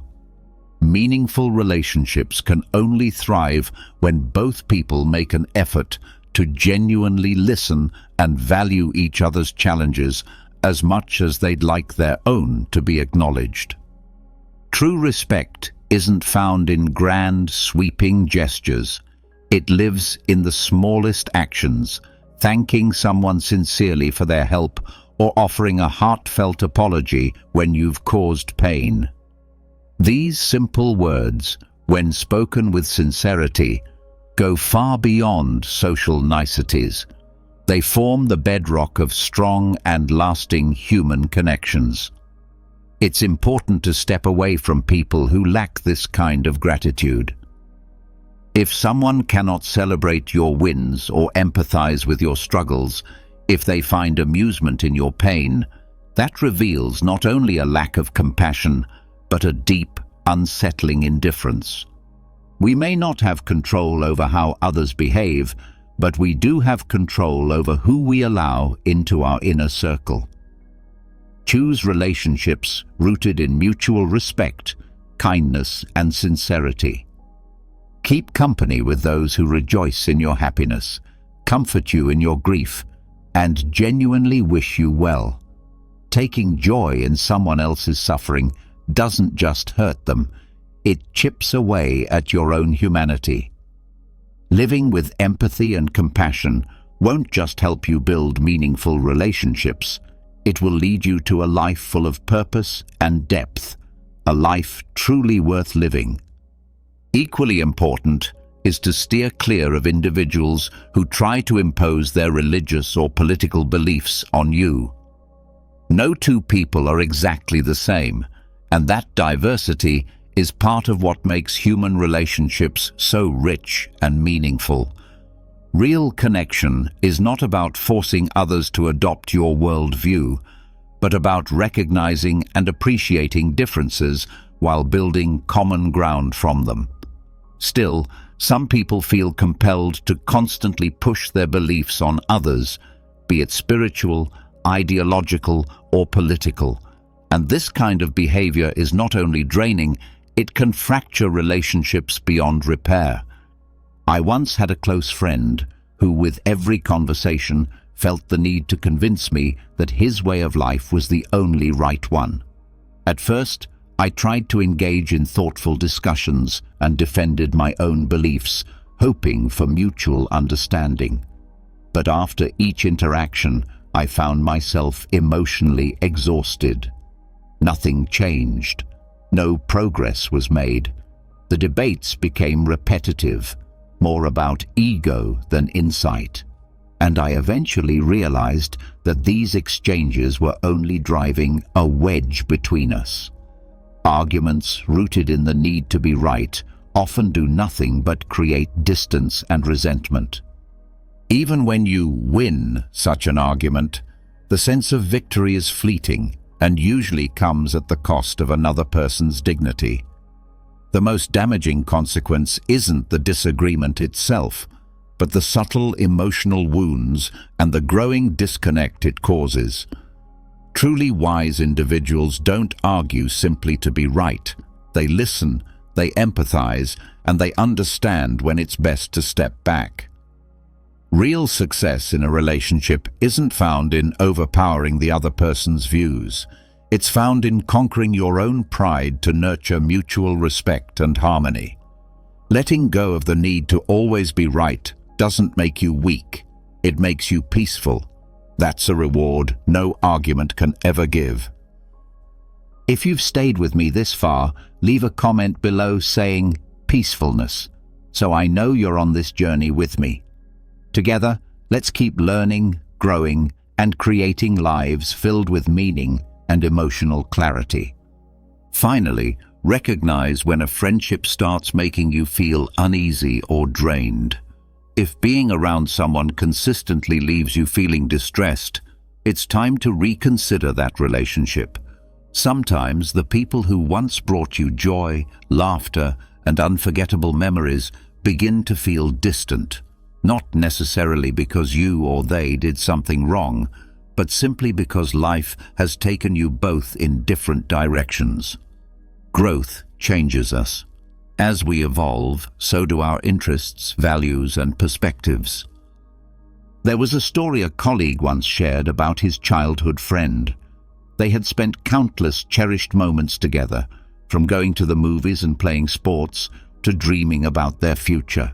But over time, something shifted. Conversations began to feel forced. Meetings became more of a chore than a joy. What once flowed effortlessly now felt strained. That's not necessarily a tragedy. It's a natural part of life's rhythm. Not all relationships are meant to last forever. Some serve a beautiful purpose for a time and then quietly fade as we grow. Recognizing this isn't an act of betrayal. It's an act of self-respect. When a connection no longer brings peace, but instead brings anxiety or sadness, it's okay to let it go. Honor the good memories, but protect your present peace. Life is too short to keep holding on to relationships that no longer nourish your soul. I remember a story shared by a colleague. He spoke of a childhood friend, someone with whom he had created countless unforgettable memories, going to the movies together, playing sports, and imagining the futures they would one day build. But as time went on, life pulled them in different directions. One moved away to a new city, building a career and starting a family, while the other remained in their hometown, living a quieter, simpler life. Whenever they managed to reconnect, it just didn't feel the same. Their conversations became awkward, filled with polite small talk and a subtle undercurrent of unfamiliarity. My colleague admitted that he initially put in a lot of effort to keep the friendship alive, but the more he tried, the more he began to see that they had changed so much that the closeness they once had was no longer there. Eventually, he chose to step back, not because he stopped caring, but because he realized that letting go was the only respectful way to acknowledge the changes both of them had gone through. Relationships, he said, are like a dance. Both people need to move in sync for the connection to feel right. When the rhythm falls out of harmony, both dancers feel uncomfortable and tired. Rather than placing blame on himself or his friend, he chose to accept what had changed. Sometimes, stepping back is the wisest and kindest choice. It doesn't mean erasing someone from your story. It means allowing space for both people to continue growing, even if it's apart. A gentle goodbye can often be more healing than trying to force a bond that no longer fits. Life is a constant state of change, and relationships reflect that too. The key lies in knowing when to hold on and when it's time to move forward. Treasure the beautiful moments you've shared, but don't be afraid to let that relationship become a cherished memory. Sometimes, letting go isn't just an act of compassion for someone else, it's a sign of self-respect. There's also wisdom in steering clear of those who endlessly complain about themselves. Have you ever felt like an emotional trash can, the kind of person others come to just to unload all their sadness, frustrations, and constant negativity? Everyone needs someone to lean on now and then. We all go through difficult seasons, but there's a big difference between sharing from a place of mutual empathy and simply dumping emotions without care. I once had a friend named Sarah, a former colleague who I was once very close to. During a time when my mother became critically ill, I was overwhelmed, juggling the demands of work while being her primary caregiver. It was one of the most emotionally and physically exhausting times in my life. Yet Sarah came to me almost daily, not to offer comfort or check in on me, but to complain. She went on and on about how much she hated her job, how her boss treated her poorly, how her husband never helped her at home. And, despite my own state of distress, she never once asked how I was holding up. I tried gently to shift the conversation and express some of what I was going through, but she always found a way to redirect things back to herself. Each time I interacted with her, I walked away feeling emotionally depleted, and at times even guilty that I couldn't be more available for her. The final straw came shortly after my mother had undergone major surgery. Sarah called me, not to ask how things went, but to complain that I hadn't replied to her messages quickly enough. That was the moment I realized something had to change. I told her honestly, "Sarah, I can't do this anymore. I have too much on my plate, and I need the people around me to understand that and offer some support." There was a long silence. After that, the distance between us grew naturally. It hurt, but I knew it was necessary to protect my own well-being. Not every complaint needs to be voiced to others, and no one should be treated as an emotional dumping ground. If someone isn't truly looking for support or resolution, but merely offloading their pain onto you, it's okay to set boundaries. Learn to listen with intention, not obligation. Make room in your life for people who see your heart, not just your ears. True connection is built on mutual care, and sometimes the kindest thing you can do is to stop expecting others to be more than they are and start being gentler with yourself. Another type of person to avoid is someone who treats promises casually or breaks them without a second thought. Have you ever waited for someone who never arrived, offering only a weak excuse or no explanation at all? That moment when you realize you're not a priority to someone stings deeply. A promise isn't just words. It's a sign of respect, trust, and commitment. What's truly painful is when someone not only fails to follow through, but also seems to forget they ever made a commitment in the first place. That kind of carelessness doesn't just chip away at trust. It makes you feel like an afterthought, as though your time and feelings don't matter. I remember a time when I was sitting at my favorite coffee shop, waiting for a friend we had planned to meet. At first, I assumed she was simply delayed by traffic or caught up with something urgent. But after waiting for an entire hour, I finally received a message from her. "Totally forgot we had plans today, sorry." That simple message hit harder than she might have realized. This wasn't the first time something like this had happened, and in that moment, I had to face the truth. Continuing to tolerate this behavior was only hurting me. I knew she wasn't intentionally trying to cause harm, but her lack of attention, her failure to honor her word, said more than any apology ever could. When a relationship starts feeling like a constant emotional weight, when respect and mutual commitment are no longer present, it's a sign that it's time to take a hard look at what that connection truly brings into your life. Self-respect sometimes requires letting go of relationships that no longer add value or nourishment to your well-being. Healthy relationships are not built on empty promises or casual indifference. Listen closely to your emotions. They often whisper the truth before your mind catches up. You deserve to be in relationships where your presence is appreciated, where both sides make the effort to uplift one another, If someone consistently fails to meet that standard, don't be afraid to walk away. Every time you say no to people who don't value or respect you, you're actually opening the door for healthier, more fulfilling relationships to enter. Never forget, you are not just worthy of love, but you are also entitled to respect, not just in words, but through genuine actions.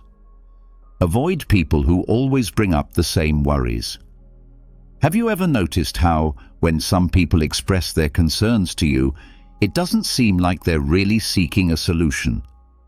Instead, they just want temporary comfort, a moment of relief from their own mental chaos. This isn't necessarily wrong. The need to share and feel understood is deeply human.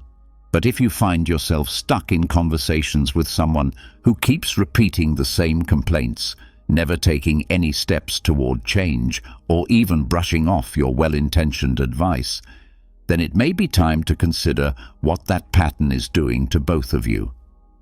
There was a time when I had a former colleague who often approached me just to vent about work.